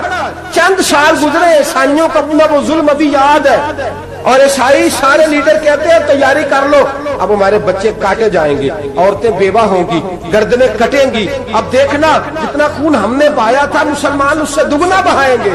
صلاح الدین ایوبی گھوڑے پہ کھڑے ہیں اور پوچھتے ہیں او عیسائیوں بتاؤ تمہارے ساتھ کیا کروں؟ گردنیں جھک گئیں، جواب کوئی بھی نہیں۔ کہا تم نے 70,000 مسلمان ایک دن میں مارا تھا، بولو تمہارے ساتھ کیا کروں؟ تم نے ایک دن میں مسلمان یوں کاٹے جیسے گاجر مولی کاٹی جاتی ہے، بولو کیا کروں؟ عیسائی کہنے لگے ہمیں اپنے ظلم یاد ہے، تشدد یاد ہے، بربریت یاد ہے، تو بہتر جانتا ہے تو نے کیا کرنا ہے۔ صلاح الدین ایوبی گھوڑے پہ فاتح کھڑا ہے، آنکھوں میں آنسو آئے، تڑپ کے رویا، کہنے لگا میں تمہارے ساتھ وہی سلوک کروں گا جو میرے مصطفیٰ نے قریش مکہ کے ساتھ فرمایا تھا، لا تصریب علیہ، جاؤ تم پر کوئی زیادتی، جاؤ تم آزاد ہو۔ اس نے کہا تو کر کیا رہا ہے؟ کہنے لگا میں کیا کروں، میں اس محمد کا ماننے والا ہوں جس نے معاف کرنا سکھایا ہے صلی اللہ علیہ وسلم، میرے پیروں میں زنجیر ہے رسول اللہ کی غلامی کی، جاؤ تم آزاد ہو۔ اس نے کہا تم آزاد ہو، لوگوں نے کلمہ پڑھنا شروع کر دیا، اشہد ان لا الہ الا اللہ واشہد ان محمدً عبدہ۔ سارے قبیلے کے کچھ نہ کچھ لوگ مسلمان، ایک قبیلہ رہ گیا مسلمان نہیں ہوتا۔ صلاح الدین ایوبی اپنے خیمے میں بیٹھے ہیں تو ایک بی بی آ گئی، اس قبیلے کا کوئی شخص مسلمان نہیں ہوتا۔ بی بی آئی، آ کے کہنے لگی میرے 4 بیٹے جنگ میں کھو گئے، چھوٹے چھوٹے بچے، जंग में खो गए, मिल नहीं रहे। फौजियों को हुक्म दे मुझे मेरे बच्चे तलाश करके दें। सलाहुद्दीन अय्यूबी ने झटपट सर पे इमामा बांधा, नेजा पकड़ा, सीने बंद बांधा, अपने जुब्बे को समेटा और बाहर कहने लगी तू किधर जा रहा है? कहने लगा मैं खुद तेरे बच्चे तलाश करके दूंगा। सलाहुद्दीन चंद सिपाही साथ में गली गली निकले, गली गली फजर के निकले, असर हो गई, थक गए, 2 नमाजें सहरा में पड़ी। जंगल के अंदर पहुंचे तो एक कोने में 4 बच्चे एक जगह डरे और सहमे हुए बैठे मिले। सलाहुद्दीन अय्यूबी उठा के लाए, माँ को कहने लगे तेरे बच्चे हैं। निकला इसलिए था कि मेरे नबी ने फरमाया बच्चे जुदा हो तो माँ को दर्द बड़ा होता है, और मेरे रसूल ने फरमाया था जब जंग करने जाओ तो खेत बर्बाद न करना, फसलें तबाह न करना, बच्चों को माँ से जुदा न करना। फरमाया मैं सोच रहा था तेरे बच्चे कहीं मेरी वजह से जुदा हो गए तो मुस्तफा को जवाब क्या देना। फरमाया तेरे बच्चे ढूंढ के लाया हूँ। बच्चे माँ के पास आने लगे तो माँ ने बड़े बेटे के मुंह पे थप्पड़ मारा। कहता अम्मा क्या हुआ? कहने लगे तूने सुना नहीं कि दुश्मन के बच्चों की इतनी हिफाजत करता, मेरे पास ना जा, उसके कदमों में बैठ जा। जिस नबी के गुलाम इतने सच्चे हैं वो नबी कितना सच्चा होगा, जिस नबी के नौकर इतने खरे हैं वो नबी कितना खरा होगा। जा जाके कलमा पढ़ ले। मुसलमानों की ना एक तादाद लड़ते लड़ते लड़ते लड़ते दूर चले गई। तातारियों ने कैद कर लिया। 4 मुसलमान थे, तबलीग करने गए, जंग करने गए, जिहाद करते करते काफिरों से लड़ते लड़ते तातारी कौम में चले गए, वहां कैद कर लिए गए। तो सजाए मौत का हुक्म हुआ। 4 बुजुर्ग थे, सजाए मौत का हुक्म हुआ तो तातारी बादशाह जो था वो बड़ा खिलाफ था, बड़ा सख्त मुखालिफ था मुसलमानों के। उसने कहा कि इनको जब फांसी देना ना मुसलमानों को तो मेरे सामने देना। अब 4 आलिम हैं, 4 सूफी हैं, सफेद दाढ़ियां, सर पे इमामे। फांसी का वक्त आया तो जो फांसी घाट है वो एक है, चारों को इकट्ठे फांसी नहीं हो सकती। एक को कहा कि एक एक करके इनको फांसी दो। जब फांसी का वक्त आया ना तो जो सबसे पीछे सूफी थे वो दौड़ के आगे आए, कहने लगे बादशाह पहली बारी मेरी लगा, पहली। अब बादशाह ने कहा ठीक है इसे लटका दो। वो करीब आए तो दूसरे दौड़ आए, कहने लगे नहीं नहीं पहली बारी मेरी, मैंने ज्यादा काफिर कत्ल किए, मेरा बड़ा जुर्म है, मुझे पहले सजा दो। उनको फांसी देने लगे तो तीसरे आ गए, कहने लगे नहीं ये तो मेरा कत्ल करता था, रास्ते मैं बताया करता था, ढूंढ के मैं बतलाता था कि यहाँ ज्यादा तादाद है, मुझे पहले फांसी दो। तीसरे के साथ बात हो रही थी तो चौथा दौड़ा आया, कहने लगा ये रास्ते बताता था, ये तबलीग करता था, ये सारा कुछ करता था, लेकिन कहा ये कहते थे चलो वापस चलते हैं, मैं जाने नहीं देता था। मैं कहता था और काफिर मारने और इलाके फतह करने, मेरा जुर्म बड़ा है, मुझे पहले फांसी दो। बादशाह कहने लगा मुझे 35 साल हो गए हुकूमत करते, बड़ी दुनिया को फांसी दी है, लोग तो एक दूसरे को धक्के देते हैं कि पहले तू जा पहले तू जा, और तुम कैसी कौम हो कि एक दूसरे पे कुर्बान हो रहे हो। कहने लगा तुम एक बाप की औलाद हो, जाग रहे आप लोग। तातारी बादशाह, काफिर बादशाह, इस्लाम की मुखालफत करते हैं, एक बाप की औलाद हो का नहीं, एक कबीले के रहने वाले हो का नहीं, एक मुल्क के रहने वाले हो नहीं। उसने कहा रिश्ता क्या है तुम्हारा, रिश्ता क्या है? तो बोल के कहने लगे खुदा एक है, नबी एक है, खुदा एक है और नबी मुनफरद एक है, इस कौम की नुकसान भी एक ही सबका नबी, अल्लाह भी, कुरान भी एक। क्या ही अच्छा था होते अगर मुसलमान भी एक, यूं तो सैयद भी हो, मिर्जा भी हो, अफगान भी हो, तुम सभी कुछ हो, बताओ कि मुसलमान भी हो। फरमाया हमारा अल्लाह एक है, नबी एक है, तो कहा फिर एक दूसरे पे जान क्यों देते हो? फरमाया हमारे नबी ने हमें भाई भाई बना दिया है, भाई का दिल नहीं करता उसकी आंखों के सामने भाई चला जाए, हमारा दिल नहीं करता पहले मुझे दे पहले मुझे दे। बादशाह कहने लगा तुम्हारा जज्बा मुझे मुतासर कर गया, जाओ मैं तुम चारों को आजाद करता हूं, तुम्हें आजाद करता हूं। मेरे दोस्तों ये रंग था, देखे ना, ये इस धरती ने निजाम देखा है ना, इस फलक ने पहली बार देखा, इस जमीन ने पहली बार, और मेरे हज़रत साहब फरमाया करते थे जमीन तड़प के रोई, उसने पहली दफा देखा। ओहद का मैदान है, 3 सहाबा तपती हुई जमीन पे जख्मों से चूर चूर पड़े हैं। हजरत अनस बिन नजर रज़ी अल्लाह ताला अन्हु पानी का प्याला लेके पहुंचे, एक जख्मी से कहा तुझे पानी पिलाना है, तो कहने लगा मेरे जख्म थोड़े हैं, वो जो साथ पड़ा उसके जख्म गहरे हैं। پہلے اسے پانی پلا دے، جا اسے دے دے۔ اس کے پاس پہنچے تو وہ کہنے لگا وہ مجھ سے پہلے گرا تھا، اس کا زخم زیادہ گہرا ہے، اسے پانی پلا۔ تیسرے کے پاس گئے تو کہنے لگا چوتھا تڑپ زیادہ رہا ہے، اس کی عمر زیادہ ہے، میں تو جوان ہوں برداشت کر لوں، بڑھاپے کی وجہ سے نڈھال ہو گیا، پہلے اسے پانی پلا۔ چوتھا کہنے لگا پانچویں کے پاس جا، پانچواں کہنے لگا چھٹے کے پاس جا۔ حضرت انس بن نضر کہتے میں رو پڑا، میں نے کہا محمد کے غلاموں، رسول نے تمہیں کیسا جذبہ دے دیا ہے، زبانیں پیاس سے باہر ہے لیکن تمہاری اخوت مرتے دم تک قائم ہے۔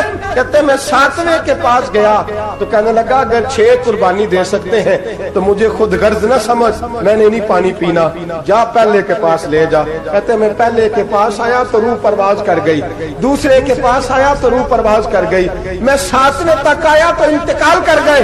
کہتے ہیں پانی کا پیالہ میں نے اٹھایا اور میں نے زمین پہ رکھا تو میں نے کہا پانی گوا رہنا، محمد کے غلام مر تو جاتے ہیں پر ایک دوسرے کا خیال بڑا رکھا کرتے ہیں، گوا رہنا یہ مر جایا کرتے لیکن ایک دوسرے کا درد۔ میرے دوستو لٹا ہوا برما، روتے ہوئے مسلمان، سسکیاں اور آہیں لیتی ہوئی مائیں پوچھتی ہیں اے خاصا اے خاصان رسول، وقت دعا ہے، امت پہ تیری آ کے عجب وقت پڑا ہے۔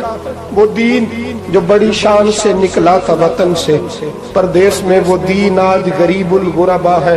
فریاد ہے اے کشتی امت کے نگہ باں، بیڑا یہ تباہی کے قریب آن لگا ہے۔ اور کیا خوبصورت جملے کہے تھے کہ نبی پاک صلی اللہ علیہ وسلم نے، حضور نے فرمایا تھا میرا مومن ایک جان کی طرح ہوتا ہے، ایک جان کی طرح ہوتا ہے، ایک کو تکلیف ہو جسم کے ایک حصے کو، سارا حصہ پریشان ہوتا ہے۔ فرمایا یہ ایک مکان کی طرح ہے، ایک اینٹ دوسری اینٹ کو مضبوط کرتی ہے۔ فرمایا یہ مضبوط لوگ ہیں، یہ مضبوط لوگ۔ حضرت عمر فاروق کا زمانہ ہے، ایک آدمی نے سیری بھیج دی ایک گھر میں بطور تحفہ، قحط کا زمانہ تھا، گوشت ملتا نہیں تھا، جانور، ایک آدمی نے سیری بھیج دی ایک آدمی کے گھر میں۔ اس نے کیا کیا؟ اس نے اپنی بیوی سے کہا ہماری تو خیر ہے، ساتھ والا پڑوسی زیادہ غریب ہے، ادھر نہ بھیج دے، یہاں گندم امیر شہر کی ہوتی رہی خراب اور بچی کسی فقیر کی فاقوں سے مر گئی۔ کہا ساتھ والے پڑوسی کے گھر سے میں کئی دنوں سے بھوک کی آوازیں، وہاں بھیج دے۔ اس کے گھر گئی تو اس کی بیوی شوہر کو مشورہ دیتی ہے، کہتی ہے میرے بچے تو دلیر ہیں، ساتھ والے کے چھوٹے ہیں، وہ گزارا نہیں، ادھر نہ بھیج دیں۔ ادھر گئی۔ ایک روایت ہے 7 گھر، ایک روایت ہے 21 گھر، 21 گھروں میں گھومتی ہوئی وہ سری پھر پہلے کے گھر میں آ گئی اور پہلا صحابی کہنے لگا صرف تو نے ہی محمد کا کلمہ نہیں پڑھا، باقی بھی اس نے بھی پڑھا ہوا ہے، صرف تو نے ہی رسول اللہ سے یہ درس نہیں لیا، باقیوں نے بھی لیا ہے، اور صرف تیرے اندر ہی جذبہ اظہار نہیں، تو ہی صرف مسلمانوں سے پیار نہیں کرتی، سارے ہی پیار کرتے ہیں۔ وہ سری پھر آ گئی، اب کیا کرنا ہے؟ اب کیا کرنا ہے؟ تو امام نبوی نے لکھا ہے، وہ کہنے لگی کرنا کیا ہے؟ پکاؤں گی میں اور کھائیں گے 21 گھر، پھر بھی اکیلے نہیں کھائیں گے، پکاؤں گی میں اور کھائیں گے 21 گھروں کے مطابق شوربہ پکا، اور پھر برتن میں ڈال کے وہ بی بی ایک کے گھر کا دروازہ کھٹکھٹاتی ہے، کہتی ہے مصطفیٰ کے غلاموں نکلو باہر اور کھاؤ، اس لیے کہ جس نبی نے مجھے پیار کا حکم دیا اسی نے تمہیں بھی پیار کرنا سکھایا ہے، یہ رنگ چشم فلک نے سکھایا ہے۔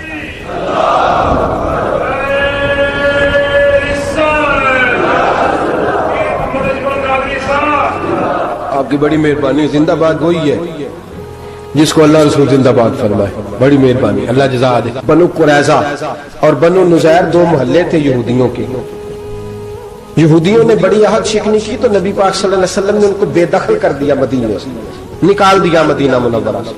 یہودی نکل گئے مدینہ طیبہ سے، تو جب وہ نکل کے جا رہے تھے تو ان کے مکان، ان کے باغ، ان کی جائیدادیں بچ گئی۔ نبی پاک علیہ السلام نے انصار مدینہ کو پہلے بلایا، جاگ رہے ہیں نا آپ لوگ، پیسے آتے کسی کو برے لگتے ہیں، اب تو یہ بھی حلال حرام کی تمیز بھی اٹھتی جا رہی ہے، جائیداد، باغ، مال، علاقہ خالی ہوا ہے، وہ چلے گئے اور لوگ تو ڈھونڈتے پھرتے ہیں۔ اللہ خیر فرمائے، شاملہ جگہ ملتی نہیں اب شہروں میں، وہ کس کس نے نام کرا لیا، کدھر گئی ہے کوئی خبر ہی نہیں، خالی جگہ پڑی ہے۔ میرے نبی پاک علیہ السلام نے پہلے انصار مدینہ کو بلایا، حضور نے فرمایا انصاریوں بہت بڑی جائیدادیں یہودیوں کی، بنو نذیر اور بنو قریظہ محلے خالی ہو گئے، میرا دل کرتا ہے وہ تمہیں دے دوں، اس لیے کہ تم نے اپنے مہاجر بھائیوں کے ساتھ بڑا تعاون کیا، جائیدادیں تم نے دے دی ہیں، مکانات دے دیے ہیں، بڑا کچھ تم نے دیا ہے، میرا دل کرتا ہے وہ تمہارے نام کر دوں۔ تو انصار مدینہ کیا کہنے لگے یا رسول اللہ دے تو ہم نے دیا ہے پر وہ بیچارے جھجکتے ہی رہتے ہیں، وہ جھجکتے ہی رہتے ہیں، کھول کے ہماری چیزیں استعمال نہیں کرتے۔ تو حضور ہم تو پہلے ہی انصار ہیں، ہمارے پاس بڑا کچھ ہے، آپ مہربانی فرمائیں وہ سارا کچھ مہاجروں کو دے دے مہاجرین کو، ہمیں نہیں چاہیے۔ اب چلے گئے بات کر کے، میرے حبیب پاک نے مہاجروں کو بلا لیا، فرمایا بنو نذیر اور بنو قریظہ قبیلے کی جائیدادیں آئی ہیں، تمہارے پاس بظاہر جو چیزیں ہیں بھی وہ بھی انصار مدینہ کی ہیں، تو میرا یہ خیال ہے کہ وہ سارا کچھ تمہیں دے دیا جائے۔ ابو بکر صدیق رضی اللہ تعالیٰ عنہ کہنے لگے یا رسول اللہ صلی اللہ علیہ وسلم ہمارے انصار بھائیوں نے ہمارے لیے دل تک کھول دیے ہیں، حضور انہوں نے ہر چیز بانٹ کے ہمارے سامنے رکھ دی ہے، ہم اتنے خرد غرض ہیں کہ سارا کچھ لپیٹ جائیں۔ کہ حضور ہمارے پاس جو مکان ہے وہ ہے، ہم کاروبار کر رہے ہیں، تجارتیں کر رہے ہیں، مزدوریاں کر رہے ہیں، ہم انشاءاللہ اور بنا دیں گے، آپ یہ ہماری طرف سے ہمارے انصار بھائیوں کو گفٹ کر دیں، آپ انہیں دے دیں۔ میرے حبیب کی آنکھوں میں آنسو آ گئے، میرے نبی پاک علیہ السلام رو پڑے، یا رسول اللہ کیوں روتے ہیں؟ فرمایا تمہارا یہ بھائی چارہ قائم رہا تو اللہ اسلام کو بڑی قوتیں عطا فرمائے گا، اللہ طاقتیں دے گا اسلام کو، اگر تمہارا یہ رنگ قائم رہا، یہ انداز، میرے غلاموں تمہارے یہ طور طریقے، ایک بھائی کہتا ہے دوسرے کو، دوسرا کہتا ہے تیسرے کو۔ عرض یہ کرنے جا رہا تھا کہ رسول کریم صلی اللہ علیہ وسلم نے یہ پیغام دیا امت کو، فرمایا دیکھیں نا کتنے بڑے لفظ ہیں، یہ نہیں فرمایا دوزخ میں جائے گا، یہ نہیں فرمایا کہ اسے جہنم کی سزا ملے گی، میرے نبی نے فرمایا میں اسے مومن مانتا ہی نہیں، میں اسے مسلمان اپنا مانتا ہی نہیں۔ حضور کسے؟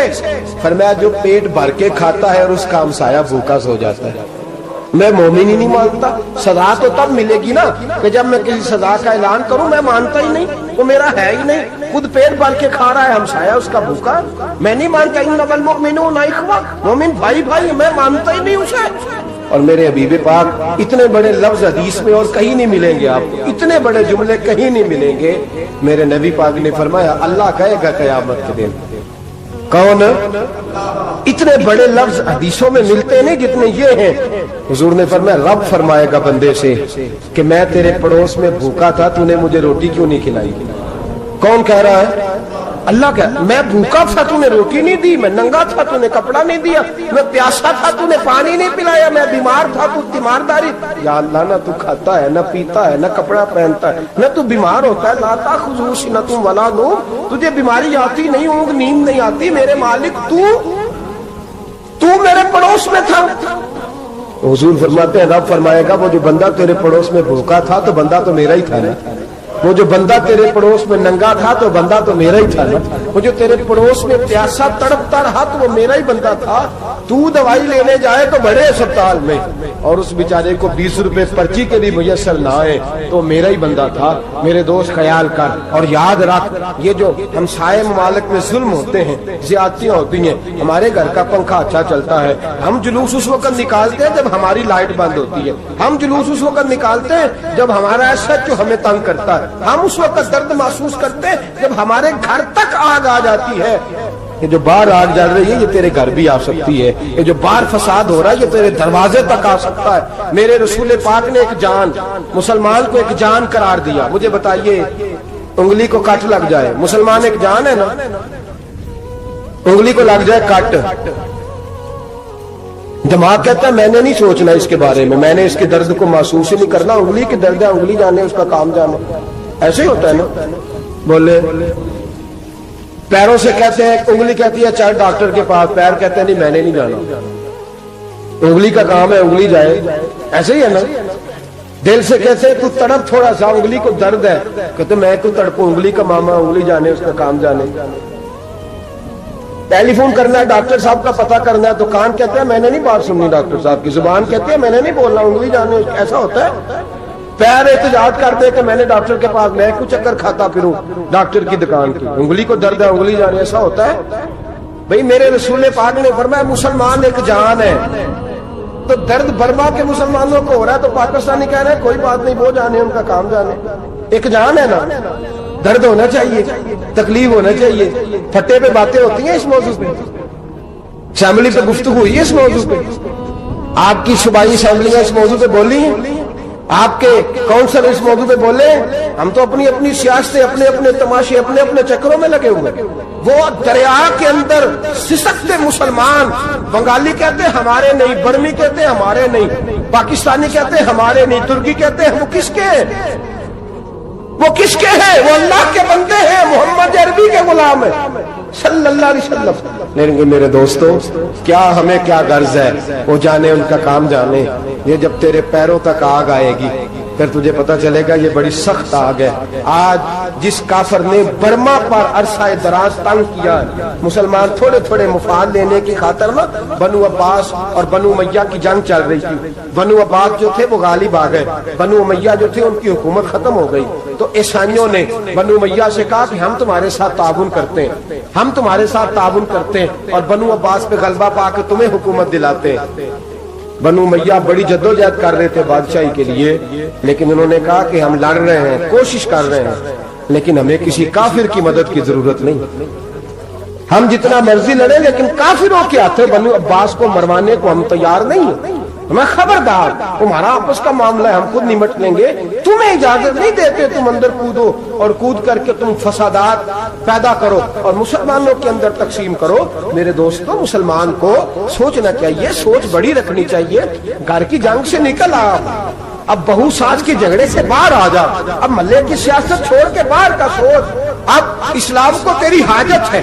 اب پوری دنیا جب مسلمان کو دیکھے نا، فیس بک یوز ہوتی ہے، اس پہ نوجوان جب اسلام کی بات کرنے لگے گا، اس پر جب بڑا اسلام کی بات کرنے لگے گا، پوری دنیا میں پیغام جائے گا کہ مسلمان اب جاگنے لگا ہے، مسلم خابیدہ بیدار ہونے لگا ہے، اب اس کی آنکھیں کھلنے لگی ہیں، اب یہ اپنے مذہب کی بات کرتا ہے، اب یہ اپنے ملک سے، صوبے سے، برادری سے نکل کر بولتا ہے. اب یہ کہتا ہے کہ بازو تیرا توحید کی قوت سے قوی ہے، اسلام تیرا دیش ہے، تو مصطفی ہے. اب یہ بڑی سوچ رکھتا ہے، اب یہ عالمی بات کرتا ہے.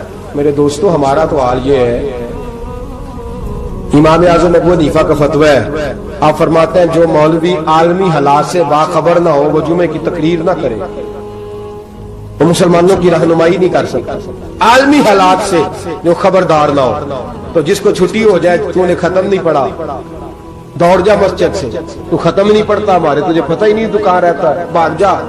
وہ عالمی حالات پہ بات کرے گا، کیونکہ بیچارے کو تو پتا ہے میری سویرے چھٹی ہو جانی. سیاست کا لفظ چھیڑا نہیں تو میں گیا نہیں. یاد رکھے، وہ جو بیداری ہے، وہ جو اعلیٰ ظرفی ہے، وہ جو بڑی سوچ ہے، وہ جو ملت کی سوچ ہے، وہ جو قومیت کی سوچ ہے، وہ جو آگے بڑھنے کا زاویہ ہے، وہ تو اندر. اقبال کہتے ہیں گلا تو گھونٹ دیا اہل مدرسہ نے تیرا، گلا تو گھونٹ دیا اہل مدرسہ نے تیرا. تجھے تو مدرسے والوں نے پلیٹ پکڑا دیا ہے کہ جا سویرے لنگر کٹھا کر کے لا اور دوپہر کو روٹیاں مانگ کے لا اور دیکھ آج مرا کون ہے، ختم کس کا پڑھنا ہے. تو گلا تو گھونٹ دیا اہل مدرسہ نے تیرا، اب کہاں سے آئے گی صدا لا الہ الا اللہ. تو گھونٹ دیا تیرا گلا، تو کیسے بڑی بات کرے گا؟ بڑی بات کے لیے بڑی سوچ چاہیے، بڑی تگودو چاہیے، بڑی کوشش چاہیے، بڑا حوصلہ چاہیے. مسلمان چھوٹی چھوٹی لڑائی میں، چھوٹی چھوٹی جنگ میں، ایک دکاندار دوسرے دکاندار سے لڑ رہا ہے، گلی والا دوسری گلی والی سے لڑ رہا ہے، محلے والا محلوں پہ اعتراض. ایک شہر میں رہنے والے میں نے دوسرے محلے پہ اعتراض کرتے دیکھا. یقین کریں، ایک شہر میں رہنے والے، علاقے میں بسنے والے کہتے ہیں بھائی توبہ ہے اس محلے تو اللہ ہی بچائے. لا حول ولا قوت. وہ جو تقسیم در تقسیم کی سوچ ہے، اس نے چھوٹے چھوٹے ٹکڑوں میں مسلمانوں کو بانٹ دیا ہے. چھوٹی چھوٹی تقسیم ہے، چھوٹا چھوٹا ہمارا مزاج ہے، چھوٹی سوچ ہے. بڑی سوچ کی بات سنیے. صلاح الدین ایوبی، جاگ رہے ہیں نا آپ لوگ؟ تو آخر حضرت صاحب ایڈی وڈی گل چھیڑ چھڑی ہے، یہ مطلب ہی کون نہیں، کنے برما جانا ہے تو کنے مدد کرنی ہے. میں تو بھائی فریضہ سر انجام دے رہا ہوں. میرے نبی نے فرمایا برائی کو یا ہاتھ سے بدل، ہاتھ سے نہیں بدل سکتا تو زبان سے تو بولنا.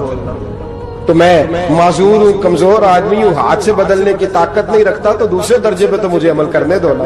اثر کرے نہ کرے سن تو لے میری فریاد، نہیں ہے داد کا طالب یہ بندہ آزاد. رونے تو دو، تڑپنے تو دو، آہیں تو بہانے دو، سسکیاں تو لینے دو، مار کھائیے تو تڑپنے تو دو. وہ قرآن پاک برما میں پابندی لگی ہے تو میں یہاں سوچنے لگا ہوں کہ وہاں تو پابندی لگی ہے، یہاں پہلے ہی لوگ کوئی نہیں پڑھتی. माज़ अल्लाह ताला हालात दिन ब दिन मुसलमानों के लिए एक एक करके, अफगानिस्तान में जो आग लगी थी, फिर वो इराक में भी लगी, फिर वो लीबिया में भी लगी, फिर वो मिस्र में भी लगी, फिर वो यमन में भी लगी, सऊदी अरब में धमाके हुए, मेरा दिल तड़पा है, मुझे परेशानी हुई। मैं बच्चे 5 थे, मैं बड़ा डिस्टर्ब हुआ। मैंने कहा यार ये हमारा सबका इजमाई अकीदत का मरकज है, हम कम से कम 1000 इख्तलाफ के बावजूद कहा करते थे कि अरब में अमन है यार, वहाँ सुकून है, वहाँ दुकानें खुली छोड़ के लोग चले जाते हैं। वहां भी फसाद होने लगा, वहां भी आग बढ़ गई है। लेकिन हम सिर्फ छोटी छोटी करके जब आग बुझाने की कोशिश करेंगे, उस वक्त आग नहीं बुझेगी जब हर आदमी अपने प्याले में पानी लेके आएगा, हर शख्स अपने घर की नल चलाएगा, हर शख्स नलका चलाएगा और पानी निकाल के ये आग बुझाएगा, तब ये आग बुझेगी। हर आदमी को किरदार सोच बड़ी करे, नजरिया बड़ा करे, मिल्लत की बात करे, मुसलमान होके सोचे, मुसलमान होके सोचे खुदारा निकले ये घर के झगड़ों से, थोड़ी देर के लिए अपने आप को बड़ा करे, बड़ी सोच आप बनाएं। जब दोस्तियां लगाएं, यराने लगाएं, तो छोटे मोटे हिसाब से बचें। बाबा बुल्ले शाह साहब फरमाते, कोरे वर्क किताब नहीं हुंदे, कोरे वर्क किताब नहीं हुंदे, पत्थर दिल गुलाब नहीं हुंदे, ओ बुल्लिया यारी सोच के लाई, यारा नाल हिसाब नहीं हुंदे। फिर जरा निकले इस हिसाब किताब से बाहर, बुल्लिया यारी सोच के लाई, यारा नाल साहब नहीं होंगे। फिर जरा बड़ा ज़हन करे, छोड़े अपने हिसाब। युबसिरून अला अनफुसिहिम वलनबलुवन्नकुम बिशैइन मिनल खौफि वल जु'i व नक्सिन मिनल अम्वालि वल अनफुसि वस समरात। फिर हिसाब किताब से निकले, फिर इमाम अली मकाम की तरह ये सोच बनाए कि हुसैन के बच्चे चले जाए तो कोई हर्ज नहीं, उम्मत पर आंच नहीं आनी चाहिए।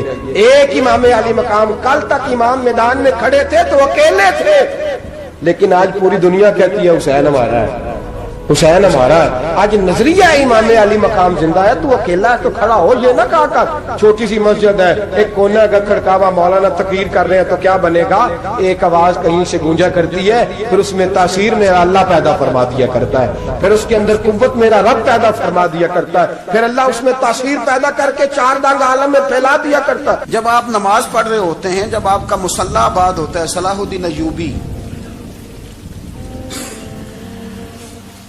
एक बुजुर्ग से मुलाकात हो गई, बैतुल मक़दस पर कब्जा था ईसाइयों का, तो सलाहुद्दीन बड़े परेशान थे। वो बाबा जी कहने लगे, पुत्र क्या हुआ? कहने लगे, हुजूर पता चला है दुश्मन के 2 बहरी बेड़े असला लेके आ रहे हैं। मुसलमान पहले ही कमजोर हैं, और अब अगर 2 बहरी बेड़े और आ गए तो हुजूर मसला बन जाएगा। तो मैं परेशान हूं कि किस तरह ये कम मसले वाली हमारी फौज है, कैसे मुकाबला करेगी। तो बाबा जी कहने लगे, पुत्र इस तरह करना, आज रात तू भी दुआ करना और मैं भी करूंगा, तू भी दुआ करना, आप नाराज ना होना। हम तो पीरों वाले हैं, हम तो पीरों के नौकर गुलाम हैं, हमारा तो गुजारा ही नहीं, हमें तो मिलता है सारा कुछ वहां से। पर मेरा सवाल ये है कि तवीज लेने जाते हो, नफल क्यों नहीं पढ़ते, रात अल्लाह अल्लाह क्यों नहीं करते? ये भी तो हमारे बुजुर्गों का ही तरीका है, उन्होंने तो हमें सिखाया है। सलाहुद्दीन अय्यूबी से बुजुर्गों ने कहा कि रात आज ना अल्लाह अल्लाह करना, तो मैं तेरे लिए दुआ करूंगा, तू भी दुआ करना। तो बंदा जब दुखी होता है तो सजदा करता है, तो फिर ही तो मुसल्ला भीग जाता है, फिर ही तो मजा आता है। सुखी बंदा तो काबे जाके नहीं रोता। दुखी थे, तकलीफ थी, तो सर रखा सजदे में तो तड़प गए। और वो बाबा जी कहते हैं, मैं मस्जिद आया तो सलाहुद्दीन चीखे मार के रो रहा था और कह रहा था, मालिक मैं कोई अपनी शान के लिए तो नहीं ना लड़ रहा, अल्लाह को मैं कोई कब्जों के लिए तो नहीं लड़ रहा, मालिक तेरे लिए लड़ रहा हूं, मुझे बेआबरू ना करना, मेरी मदद फरमाना। कहते मैं आया था कि मस्जिद में दुआ करूंगा, पर सलाहुद्दीन अय्यूबी को रोते देखा तो मैं लौट गया। तो सवेरे सलाहुद्दीन मिले तो बड़े खुश थे। मैंने कहा, पुत्र क्या हुआ? कहने लगे, हुजूर वो बहरी बेड़े 2 आ रहे थे ना असला लेके, दोनों डूब गए पानी में, पानी में डूब गए। तो बाबा जी कहने लगे, सलाहुद्दीन वो पानी में नहीं डूबे, वो तेरे आंसुओं में डूब गए, वो गरक हो गए। वो जो तूने मुसल्ला बात किया तो वो तेरे आंसुओं में डूब गए, वो गरक हो गए, वो तबाह, इतने कीमती थे तेरे आंसू के, बहा ले गए दुश्मन के बहरी बेड़ों को। मेरे भाई, ठीक हो गया जी, मेरे अजीज समझ लें इस बात को हमेशा के लिए, और इस पर गौर कर लें अच्छे तरीके से कि मेरे रसूल करीम सैयद आलम सल्लल्लाहु अलैहि वसल्लम ने ना हमारी तवज्जो दिलाई, हुजूर ने हमें बतलाया, हमारा ज़ौक़ बढ़ाया इबादत की तरफ। ایک صحابی تھے حضرت ابو فاطمہ رضی اللہ تعالیٰ عنہ، یہ ترمذی شریف کی حدیث ہے. نبی پاک علیہ السلام نے فرمایا ابو فاطمہ قیامت کے دن مجھ سے جلدی ملنا چاہتے ہو کہ دیر کے ساتھ؟ تو کہنے لگے حضور کون ہوگا جو دیر سے ملنا چاہے، ہم نے تو جان دے دی وعدہ دیدار پر. اعلیٰ حضرت فرماتے ہیں جان دے دی وعدہ اور نقد اپنا دام ہو ہی جائے گا. مجھے لگتا ہے کہ یہ سودا نقد و نقد ہو جانا ہے، چونکہ ہم نے جان دے دی وعدہ دیدار پر. آپ نے وعدہ کیا تھا کہ مریں گے تو پھر زیارت ہوگی، تو مر گئے ہم زیارت کی خاطر. جان دے دی وعدہ دیدار پر تو نقد اپنا دام ہو ہی جائے گا. اے رضا ہر کام کا ایک وقت ہے، دل کو بھی آرام ہو ہی جائے گا. تو حضرت ابو فاطمہ رضی اللہ تعالیٰ عنہ سے نبی پاک صلی اللہ علیہ وسلم نے فرمایا جلدی ملنا چاہتے ہو کہ دیر سے؟ اس کی حضور فٹافٹ ملنا ہے، میں نے قیامت کے دن آپ سے جلدی ملنا ہے. تو نبی پاک علیہ السلام نے فرمایا پھر اس طرح کرنا، دنیا میں رہ کے سجدے زیادہ کرنا، پھر سجدے زیادہ کرنا، قیامت میں ملاقات جلدی ہو جائے گی، قرب ملے گا تمہیں. اپنے بچوں کے اندر دیکھیں نا، ہم شوق پیدا کرتے ہیں، ہمیں صحیح لفظ نہیں بولنے آتے پر ہم بچوں میں شوق پیدا کرتے ہیں کہ پتر ڈاکٹر بن جائے گا تو بڑا نفع کرے گا، تو لوگوں کی خدمت کرے گا، ملک و ملت کی خدمت کرے گا، تیرے ابا کا نام روشن ہوگا، تیرے دادا کی تعریفیں ہوں گی. ہم یہ ذوق پیدا کرتے ہیں. ہم اپنے نوجوانوں کے اندر یہ فکر پیدا کرتے ہیں، انہیں ہم سمجھاتے ہیں کہ میاں جب تم پڑھو گے، محنت کرو گے تو فلاں آدمی کی طرح تمہارا نام ہوگا. یہ جتنا ذوق ہم بچوں کے اندر ان چیزوں کا پیدا کرتے ہیں، ہمیں حکم ہے کسی طرح ہم ذوق پیدا کریں کہ پتر نماز پڑھے گا تو اللہ راضی ہو جائے گا، تو سجدہ کرے گا. دیکھیں نا میرے رسول کریم علیہ السلام نے فرمایا 7 سال کے بچے کو مسجد لے کے جاؤ، یعنی اسے شوق دلاؤ، اس کے اندر یہ خاصیت پیدا کرو کہ اس کا دل کرے مسجد میں جانے کو، اس کے اندر یہ خصوصیات لاؤ کہ وہ ہمارے ہاں نا ہر چیز کو پروموٹ کیا جا رہا ہے، ہر چیز کو یعنی سر سنگیت سکھانے کے لیے اکیڈمیاں بن گئی، ہر شے پروموٹ ہو رہی ہے. عبادت کا جذبہ کم ہوتا جا رہا ہے، اللہ کا ذوق ہمارے اندر نہیں رہا. اور اتنا مشکل ہم نے اپنے لیے بنا لیا ہے کہ وہ بندہ جو بڑی زبردست مذہبی گفتگو کر رہا تھا اور تگڑی بات کر رہا تھا، کیا بات ہے، لیکن نماز کے بارے میں کمزوری دکھا جاتا ہے، نوافل کے بارے میں وہ چپکے سے نکل جاتا ہے. امام احمد بن حنبل رحمۃ اللہ تعالی علیہ، مسند امام احمد بن حنبل 14 جلدوں میں ہے مارکیٹ میں، اور مجھے تو خیر پسند ہی پڑی ہے، میں نے تو کئی دفعہ پڑھی ہے. اور کیا بات ہے امام احمد بن حنبل، کیسے تگڑے قسم کے محدث تھے اور اللہ نے کتنا انہیں اعزاز عطا فرمایا ہوا. یہ کوڑے بھی کھاتے تھے دین کی خاطر، سارا کرتا لہو سے بھر بھی جایا کرتا تھا. بڑا اعزاز والا شخص تھے، بڑے اعزاز والے. حدیثیں جمع کرنا، حدیثیں لکھنا، حدیث پڑھانا، سارا دن رہتے تھے. کہہ سکتے تھے کہ میں کر تو رہا ہوں کام، اور حدیث بھی موجود ہے کہ عالم عابد سے افضل ہوتا ہے، پر اس کے باوجود امام احمد بن حنبل رحمۃ اللہ علیہ 300 نفل فرض نمازوں کے علاوہ پڑھا کرتے تھے، 300 نوافل روز پڑھا کرتے تھے. ان کے بیٹے نے کہا ابا جی مکان خریدنا ہے تو وہ جگہ کہاں کر کے لوں، بہت ساری آبادیاں. تو فرمایا پتر وہاں لینا جہاں مسجد قریب ہو. میرے رسول کریم سید عالم صلی اللہ علیہ وسلم اتنا پسند کرتے مسجد کو، اتنا پسند کرتے نماز کو کہ رسول کریم صلی اللہ علیہ وسلم تہجد کی نماز بھی پڑھتے، پھر حضور فجر کی نماز بھی پڑھتے. نبی پاک وتر کو الگ کر کے پڑھتے، عشاء کے ساتھ نہیں پڑھتے. یہ تو ہم اس لیے اجازت دی ہمارے بزرگوں نے کہ بعد میں اٹھے گا کون علیحدہ وتر پڑھنے کے لیے، عشاء کے ساتھ پڑھ لے. وتر پڑھتے، تہجد پڑھتے، فجر پڑھتے، اشراق پڑھتے، چاٹ پڑھتے، پھر مغرب کی نماز کے بعد 6 رکعت اوابین پڑھتے، پھر رات کو صلاۃ اللیل پڑھتے. سیدہ عائشہ صدیقہ کہتی ہیں زمانہ سو جاتا اور میرے رسول مصلی بچھا کے کھڑے ہو جاتے. او یار کھیتی باڑی کر کے نہیں، محنت مزدوری کر کے نہیں. جناب عائشہ کہتی ہیں میں یہ بھی دیکھتی کہ حضور ایک آیت شروع کرتے تو ساری رات اسی کو پڑھتے، اور میری نظر جاتی تو قدم مبارک پہ ورم آ جاتا. یار نماز پڑھ کے اتنی مشقت کر کے، اتنی جد و جہد کر کے ورم آ گیا. یا رسول اللہ اتنی محنت کیوں کرتے ہو؟ فرمایا افلا اکون عبدا شکورا، کیا میں اپنے رب کا شکر گزار بندہ نہ بنوں؟ صحابہ کا ذوق عبادتوں کا، ریاضتوں کا، تلاوتوں کا، طبیعت ہے ان کی، وہ ایک دوسرے کو. حضرت مولا علی شیر خدا کرم اللہ تعالی وجہہ الکریم کے زمانے میں روم کے بادشاہ نے کہا یار یہ مسلمانوں کا پتہ تو کرو، یہ آخر کیوں اتنے زیادہ مجاہد ہیں. اس زمانے میں جاسوس بھیجنے کا مزاج تھا. اب تو جاسوس پکڑا جاتا ہے، اب تو جاسوس، اور جاسوسی کا شوق ویسے آج بھی ہے. عرض کروں تھوڑی سی بات اس عنوان سے. پتہ کیا ہمارا مسئلہ ہے؟ ہم جہاں جاتے ہیں نا وہاں تھوڑی خوشبو سونگنے کی کوشش کرتے ہیں. وہ کیا ہے تو یہ کیا ہے تو ادھر کیا ہے تو تھوڑا سا ادھر کیا ہے. میرے رسول پاک پڑھیے درود شریف، سارے پڑھیے ذرا زور سے، صلی اللہ تعالی.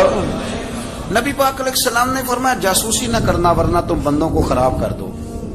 اور فرمایا اس طرح نہ ہو کہ تم کسی کے اب کھول نہ نکلو تو تمہارے پہلے کھول جائیں. یہ جو ذوق ہے نا یہ ختم کریں، چھوڑیں. مطلب آپ کس چکر میں پڑے ہوئے ہیں؟ اتنی زیادہ توجہ کرنے کی کیا ضرورت ہے؟ اپنے کام سے کام رکھیں. اس میں بندہ تھوڑا سا نا آسان رہتا ہے. یہ جو بہت زیادہ ٹٹولنے والے لوگ ہوتے ہیں نا وہ بےچارے پھر عمر ٹٹولتے ہی گزار دیتے ہیں، اس لیے کہ مزاج ہی بہت پکا ہے. بوری کا منہ کھول کے اندر تک ہاتھ ڈالنا تو پھر کئی دفعہ سامنے سے بچھو بھی لڑ جاتا ہے، خرابی ہوتی. تو جاسوسی کی جاتی تھی. اس نے بھی جاسوس بھیجے کیونکہ قبیلوں کے لوگ تھے، کچھ مسلم کچھ کافر، پہچانے نہیں جاتے تھے لوگ. تو کچھ لوگ اس نے بھیجے، انہوں نے آ کے نا تحقیق کی، ریسرچ کری کہ آخر ماجرا کیا ہے. تو واپس جا کے انہوں نے رپورٹ دی نا روم کے بادشاہ کو. اس رپورٹ کا ایک جملہ بڑا شاندار ہے. وہ کہنے لگا بادشاہ ہمیں مسلمانوں کی کوئی سمجھ نہیں آئی، ہمیں کوئی سمجھ نہیں آئی. انہوں نے کہا بھی کیوں نہیں سمجھ آئی؟ کہنے لگے یار عجیب بندے ہیں، جب رات مسلح پہ بیٹھتے ہیں تو یوں لگتا ہے ان کا دنیا سے رشتہ ہی کوئی نہیں، کوئی کسی کو نہیں جانتا. کوئی اپنے دکھ سنا کے رو رہا ہے، کوئی اپنی بات کر کے رو رہا ہے. لگتا ہے کہ ان کا کوئی رشتہ ہے ہی نہیں جب مسلح پہ بیٹھتے ہیں. اور فرمایا جب سویرے یہ جہاد کرنے نکلتے ہیں تو لگتا ہے ان سے زیادہ دلیر ہی کوئی نہیں. حالانکہ جو مسلحوں پہ رونے دھونے کے لوگ ہوتے ہیں وہ کئی دفعہ جہاد میں کام نہیں کرتے، لیکن عجیب لوگ ہیں کہ رات کے راہب ہیں، دن کے مجاہد ہیں، کوئی سمجھ نہیں آتی. میرے عزیز ان لوگوں نے مسلح آباد کر کے رکھا، تلاوتیں ان کا ذوق رہی، منظر روز پڑھنا، اسباق پڑھنا، وظائف پڑھنا، یہ ان کا ذوق رہا. اعلیٰ حضرت بریلوی رحمت اللہ نے 1000 کتاب لکھی ہے، لیکن الوظیفۃ الکریمہ کے نام سے جو وہ صبح و شام وظائف پڑھتے تھے وہ الگ انہوں نے ان کو بیان کیا. پابندی کے ساتھ اپنی اللہ اللہ کرتے. شیخ شہاب الدین سہروردی رحمت اللہ علیہ اس پر ایک بندے نے اعتراض کیا. اس نے کہا جی آپ کس قسم کے صوفی ہیں، مرید بیٹھے ہیں اور آپ وہاں نفل پڑھ رہے ہیں. یہ بھی بڑا مسئلہ ہوتا ہے نا. جو بندہ ملنے آتا ہے وہ اپنے ٹائم کے حساب سے آتا ہے، اور پھر اس کا یہ بھی خیال ہوتا ہے کہ پیر صاحب جو ہیں وہ چونکہ درویش ہیں تو نہ انہیں روٹی کھانی چاہیے نہ سونا چاہیے، چونکہ وہ درویش ہیں، اور ہم چونکہ درویشوں کے ماننے والے ہیں لہذا ہمارا یہ طریقہ ہونا چاہیے کہ جیسے ہم کہیں درویش ویسے ہی کر جائے. حالانکہ جس کو آپ درویش کہیں گے آپ اس کی مانیں گے، آپ منوائیں گے نہیں، ہمارا مزاج ہوتا ہے. شیخ شہاب الدین پر لوگوں نے اعتراض کی، حضور لوگ ملنے آئے ہیں، زیارت کرنے آئے ہیں، یہ بندے دعا کرانے آئے ہیں، اللہ اللہ کرانے آئے اور آپ نفل پڑھ رہے ہیں. کیا جملہ ہے، کیا حسن ہے، کیا خوبصورتی ہے. فرمانے لگے رب رسول سے مانگنے کے لیے مصلی بچھایا ہے، اگر وہاں سے مانگوں گا نہیں تو تمہیں دوں گا کیا؟ پہلے مجھے کچھ لے تو لینے دو، اگر میرے پلے کچھ ہے ہوگی تو آگے دوں گا نا. تو میں مانگنے گیا تھا کہ یا اللہ دے تیرے بندے لینے آئے، دے تو میں کچھ لوں گا تو آگے دوں گا نا. لیکن ہمارا یہ سٹیٹس، یہ مزاج، یہ شعور نہیں ہے. گپیں، کہانیاں، داستانیں، گفتگو، خطابت، واز، کیا بات. لیکن اگر کچھ کرنے کا کام ہو تو انہی ہم سے ہوتا. میرے نبی کریم علیہ الصلوۃ والسلام نے مصلی سے دل لگانے کا درس دیا، حضور نے توجہ دلائی. صحابہ اس ذوق کے حامل لوگ تھے، وہ کوشش کرتے تھے. جناب صدیق اکبر رضی اللہ تعالیٰ عنہ کا عبادت کا مزاج ہمیشہ قائم رہا. حضرت عمر فاروق ساری رات اللہ کے حضور کھڑے رہے. حضرت عثمان غنی رضی اللہ تعالیٰ عنہ عشاء کی نماز پڑھ کے 2 رکعتوں کی نیت باندھتے تھے، 15 سپارے پہلی رکعت میں پڑھ دیتے ہو.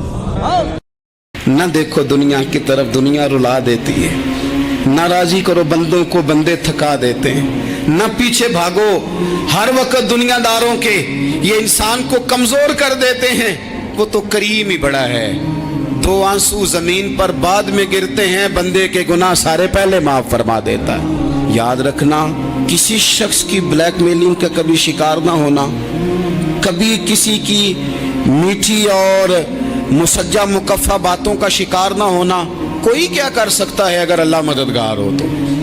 जिसको रब करीम उठाना चाहे उसे कोई गिरा सकता है? हम ये डरे डरे सहमे सहमे परेशान परेशान फैसला करने की ताकत नहीं, मुझे चलना चाहिए कि नहीं, उठना चाहिए कि नहीं, करना चाहिए। उठ बांध कमर क्यों डरता है? फिर देखो खुदा क्या करता है। हज़रत अब्दुल्ला इब्न अब्बास फरमाते हैं, मेरे नबी पाक अलैहिस्सलाम ने मेरी तरबियत फरमाई। ये नौजवान दोस्त मेरी बात लिख लें, परेशान लोग मेरी बात लिख लें, जिनके पास कुव्वत फैसला नहीं वो इस बात को लिख लें।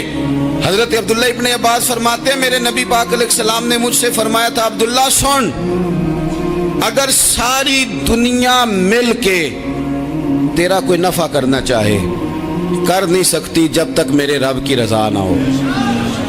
और फरमाया सारी दुनिया मिल के तेरा कुछ बिगाड़ना चाहे तो अब्दुल्ला बिगाड़ नहीं सकती जब तक रब करीम की हिकमत का तकाजा ना हो। लोगों से डरना, लोगों की तरफ देखना, माहौल देख के अपने राह का तायुन करना, हर बंदे के ख्यालात के मुताबिक ढलने की कोशिश करना, फलाना ना नाराज हो जाए, फलाना ना नाराज हो जाए, वो जिसने होना हो जाए, बस रब रसूल नाराज ना हो। अपनी जिंदगी में अपने मालिक को मौला जान के, बलिल्लाहु मौलाकुम, अल्लाह तुम्हारा मौला है, वहुव खैरुन नासिरीन, वो बेहतरीन मददगार है। तवज्जो जब भी करें रब की जानिब करें। अपने दिल का किबला दुरुस्त रखें, सोचों के जाविये सीधे रखें। मेरे भाई, मालिक जब बंदोबस्त कर देना, जब मालिक बंदोबस्त कर दे, फिर ऐसा बंदोबस्त करता है कि लोगों के पास ना चारा नहीं रहता। हज़रत मरियम रज़ियल्लाहु ताला अन्हा पाकबाज थी, मस्जिद में रही थी, पर मालिक की हिकमत के तकाजे बड़े अजीब है ना। फिर जनाब मरियम को अल्लाह ताला ने बगैर शौहर के औलाद अता कर दी। ये बात ही ऐसी थी, वो किसी ने कहा था कि मखलूक तो फनकार है इस दर्जा के पल भर में, संगे दरे काबा से भी असनाम तराशे, तुम कौन हो क्या चीज़ है दागे कबाबी। लोगों ने तो मरियम पे भी इल्ज़ाम तराशे। तो लोगों ने कहा किधर से ले आई बच्चा, तेरा बाप तो ऐसा नहीं था, कहाँ से ले आई? अल्लाह करे मैं आपको समझा सकूं, जरा अपने आप को वहां खड़ा करें कि एक पाकबाज औरत, पाक बाप की बेटी, तैयब माँ की बेटी और अल्लाह के घर में परवरिश पाने वाली खातून, एक वो वक्त और एक ये वक्त कि उस औरत को कटहरे में खड़ा करके पूछा जा रहा है कि माज़अल्लाह तेरी गोद में बच्चा जायज नहीं है, कहां से लाई है? अब खुद से सफाइयां बंदा कितनी को दे, कितनी को वजाहतें करे। और मैंने तो अपनी जिंदगी में देखा है, ज्यादा वजाहत देने वाले को भी लोग झूठा समझने लग जाते हैं। ज्यादा वजाहत देने पर भी लोग कमजोरी का इजहार समझते हैं कि कमजोर पड़ गया। आप सुलह की कोशिश करते हैं, सामने वाला बुज़दिल समझ लेता है। ज्यादा वजाहतें भी कमजोर कर देती हैं। अब हजरत मरियम को कटहरे में खड़ा करके कहा बच्चा किसका है? तो फिर खुदा बंदोबस्त जब करे, अल्लाह जब मददगार हो, तो फिर हजरत मरियम की गवाही दरख्तों से नहीं दिलवाई, उसने पत्तों से नहीं दिलवाई, फिर फरिश्ते नहीं भेजे। हजरत मरियम कहने लगी मुझसे ना पूछो, वो जो पंगूड़े में है उसी से पूछ लो, उनसे पूछो ना, वो कौन है पूछ लो, उनसे कर लो सवाल। उन्होंने कहा पंगूड़े में चंद दिनों का बच्चा, ये जवाब देगा? मददगार था रब। उनकी बरात का ऐलान करना था मालिक ने, और जब मालिक ऐलान कर दे, जब मालिक तेरी सफाई देना चाहे, जब मालिक तुझे दुनिया के सामने निखारना चाहे, तो पंगूड़े में लेटे हजरत ईसा बोल के कहने लगे इन्नी अब्दुल्लाह आतानी अल किताबा, फरमाया मैं अल्लाह का बंदा हूं, रब ने मुझे किताब अता करके नबी बना के दुनिया में भेजा है। मैं अल्लाह का बंदा हूं, किताब लेके आया हूं, नबी बन के आया हूं। फिर पंगूड़े से ऐलान हो गया, फिर बच्चा बोल पड़ा। और ये एक दफा नहीं बात हुई, ये बनी इसराइल में एक जुरैज नाम के शख्स भी थे जो नमाज पढ़ रहे थे। बाज ने लिखा है नफल नमाज थी, अम्मा ने पुकारा तो आए नहीं। تو ماں کے منہ سے نکل گیا تو اتنی دیر تک مرے گا نہیں جب تک کسی بے حیا عورت کا منہ نہ دیکھ لے. تو وہ عبادت گزار تھے لیکن لوگوں نے ان کی عبادت ریاضت پرہیزگاری کو نہیں دیکھا. بس ایک عورت کو بھیج کے الزام لگوا دیا. وہ عورت آیا جایا کرتی تھی, اب آ جاتی ہیں عورتیں, مسئلہ پوچھنے کی نیت سے بھی آ جاتی ہیں. ماحول میں کچھ جگہ ایسی بھی ہیں جہاں عورتیں دم کرانے کے بہانے آ جاتی ہیں. وہ خاتون آتی جاتی تھی اس خانقاہ پہ, آستانے پہ, یہ بخاری میں موجود ہے. پھر اس نے کہا میری گود میں جو بچہ ہے یہ انہی کا ہے. مجھے بتائیں کیسے بندہ وضاحت دے. حالات خراب ہو گئے, لوگ کٹیا جلانے لگے, ماحول اور طرح کا بن گیا. میرے نبی پاک علیہ الصلوۃ والسلام فرماتے ہیں پھر اس رب کے بندے نے کہا مالک تو کریم ہے, تیری مشیت کا تقاضا آیا جو میری ماں نے جملے بولے تھے, پر اب میں وضاحت دینے کے قابل نہیں رہا. اب تو ہی کرم کرے گا تو دروازہ کھلے گا. تو وہ چند دنوں کا بچہ پنگوڑے میں بول کے کہنے لگا میں اس درویش کا نہیں, میں تو فلانے چرواہے کا بچہ ہوں, وہ جو بکریاں چراتا ہے. رب کی مدد کو پکاریں, اپنے ساتھ اپنے مالک کی مدد کو شامل کریں, تھوڑے رزق پر بھی گزارا اچھا ہونے لگ جائے گا. سارے لوگ آپ کو گرانے کی تدبیریں کر رہے ہوں گے اور مالک آپ کو عزتیں عطا فرما دے گا. اس کی بارگاہ سے حکمت کا تقاضا اور ہو جائے گا. ہم نے ساری زندگی لوگوں کو راضی کرنے میں گزار دی, ساری زندگی بڑھاپا آ گیا بچوں کو پالتے, اور بچوں نے آخری عمر میں کہہ دیا ابا اگر کوئی ڈھب کا کام کر لیتے تو آج ہمارے دن بھی پھر نہ جاتے. ساری زندگی گزار دی بہن بھائیوں کو راضی کرنے میں, ساری زندگی گزار دی ذمہ داریاں اٹھانے میں. ان کو 99 دفعہ دیا, ایک دفعہ نہیں دیا تو انہوں نے کہہ دیا تو نے تو کبھی دیا ہی نہیں, تو تھا ہی نہیں. ساری زندگی محلے داروں علاقے والوں کو راضی کرنے میں گزار دی. اور میں نے ایسے لوگ بھی دیکھے دین کے لیے وقت گزارا, لیکن جب بڑھاپے میں دانت کام نہ کرتے تھے تو وقت کے مفتیوں کو بھی مسجدوں کی کمیٹیوں نے کہہ دیا اب آپ کی سمجھ نہیں آتی, ہم نے خطیب کو یور رکھنا ہے. میں کہتا ہوں کہ جتنے درد سے آپ امیر کو اپنی کہانی سناتے ہیں نا, اور جس طرح آپ کے آنسو بات کرنے سے پہلے گر جاتے ہیں کہ غریب ہیں, بچیاں ہیں, کاروبار نہیں, او میرے سنگیو, اس سے آدھے آنسو اپنے رب کی بارگاہ میں بکھیرو, اس کے حضور عرض گزار ہو جاؤ, اس سے طلب کرو. ایک وقت انسان پر زندگی میں ایسا آتا ہے کہ اسے یوں محسوس ہوتا ہے کہ میرا سایہ بھی ذرا سا پیچھے ہٹ گیا ہے. اسے یوں لگتا ہے کہ میں کسی سہارے پہ ہاتھ ڈالتا ہوں تو وہ بھاگ جاتا ہے مجھ سے. لیکن مالک کی بارگاہ ایسی عظیم بارگاہ ہے, رب رسول کے آستانے اتنے بڑے ہیں کہ آپ جب وہاں کشکولے طلب دراز کرتے ہیں تو جھولی پھیلانے میں دیر لگتی ہے, ان کو بھرنے میں تو کوئی دیر نہیں لگتی. ہم نے اپنا سوچ کا قبلہ ہی دنیا کو بنا لیا ہے. یہ جو اللہ والوں کی مدد ہے یہ تو اللہ ہی کی مدد ہے, لیکن یہ جو سیٹھوں کی طرف توجہ کرنا, نوابوں کی طرف توجہ کرنا, دنیا داروں کی طرف توجہ کرنا اور اپنا مزاج اس طرح کا بنا لینا, یارو گردن کو جھکا دیتا ہے خیرات کا پتھر, جہاں میں مانگنے والوں کے سر کبھی اونچے نہیں ہوتے. اور اقبال کہتے ہیں غیرت ہے بڑی چیز جہان تگ و دو میں, پہناتی ہے یہ فقر کو تاج سردارا. میں عرض کروں گا کہ اپنی آپ جب توجہ کا قبلہ اللہ رسول کو بنائیں گے تو رب فرماتے ہیں وَيَرْزُقْهُ مِنْ حَيْثُ لَا يَحْتَسِبُ, میں نہ تجھے وہاں سے رزق دوں گا جہاں سے کبھی تیرا گمان بھی نہیں گیا ہوگا. یہاں سے بھی مل سکتا ہے, تو نے سوچا بھی نہیں ہوگا. بخاری شریف میں حدیث ہے, حضرت جابر ابن عبداللہ فرماتے ہیں نبی پاک صلی اللہ علیہ وسلم نے نا 300 لوگوں کا ایک لشکر روانہ کیا کسی مہم کے لیے, کسی جہاد کے لیے. حضرت ابو عبیدہ بن جراح رضی اللہ تعالیٰ عنہ امیر لشکر تھے. فرماتے غربت اتنی زیادہ تھی, بھوک اتنی زیادہ تھی کہ ایک ایک کھجور دن میں ایک وقت کھانے کو ملتی تھی, اور کچھ دن ایسے آئے کہ اب کھجور بھی نہیں مل رہی. فرماتے اتنی زیادہ بھوک لگی مجاہدین کو 300 بندہ پتے کھا کے گزارا ہونے لگ گیا. یہ بخاری میں موجود ہے. آپ فرماتے کہ دریا کے کنارے ہمارا پڑاؤ تھا, ٹھہراؤ تھا. جب بھوک سے نڈھال ہو گئے نا, وَيَرْزُقْهُ مِنْ حَيْثُ لَا يَحْتَسِبُ, اللہ وہاں سے روزی دیتا ہے, گمان بھی نہیں ہوتا. فرماتے ایک مچھلی अल्लाह ताला ने दरिया के किनारे भेजी, फरमाते हैं वो थी तो मछली पर पहाड़ जितनी थी। बुखारी में लफ्ज हैं, हजरत जाबिर इब्ने अब्दुल्लाह रज़ी अल्लाह ताला अन्हु फरमाते हैं 300 आदमी 18 दिन तक उस मछली को खाते रहे, मछली खत्म ही नहीं हुई। मछलियां नहीं, मछली। कहते हैं 18 दिन 300 बंदा खाता रहा, मछली खत्म ही नहीं हुई। और फरमाते हैं कि उसकी हड्डी निकाल के, कांटा कहेंगे आप अपनी जुबान में, कहते हैं वो निकाल के ना तो उसको खड़ा किया ना जब, तो ऊंट कजावे समेत उसके बीच से गुजर जाता था, 2 उसके कांटे जोड़े।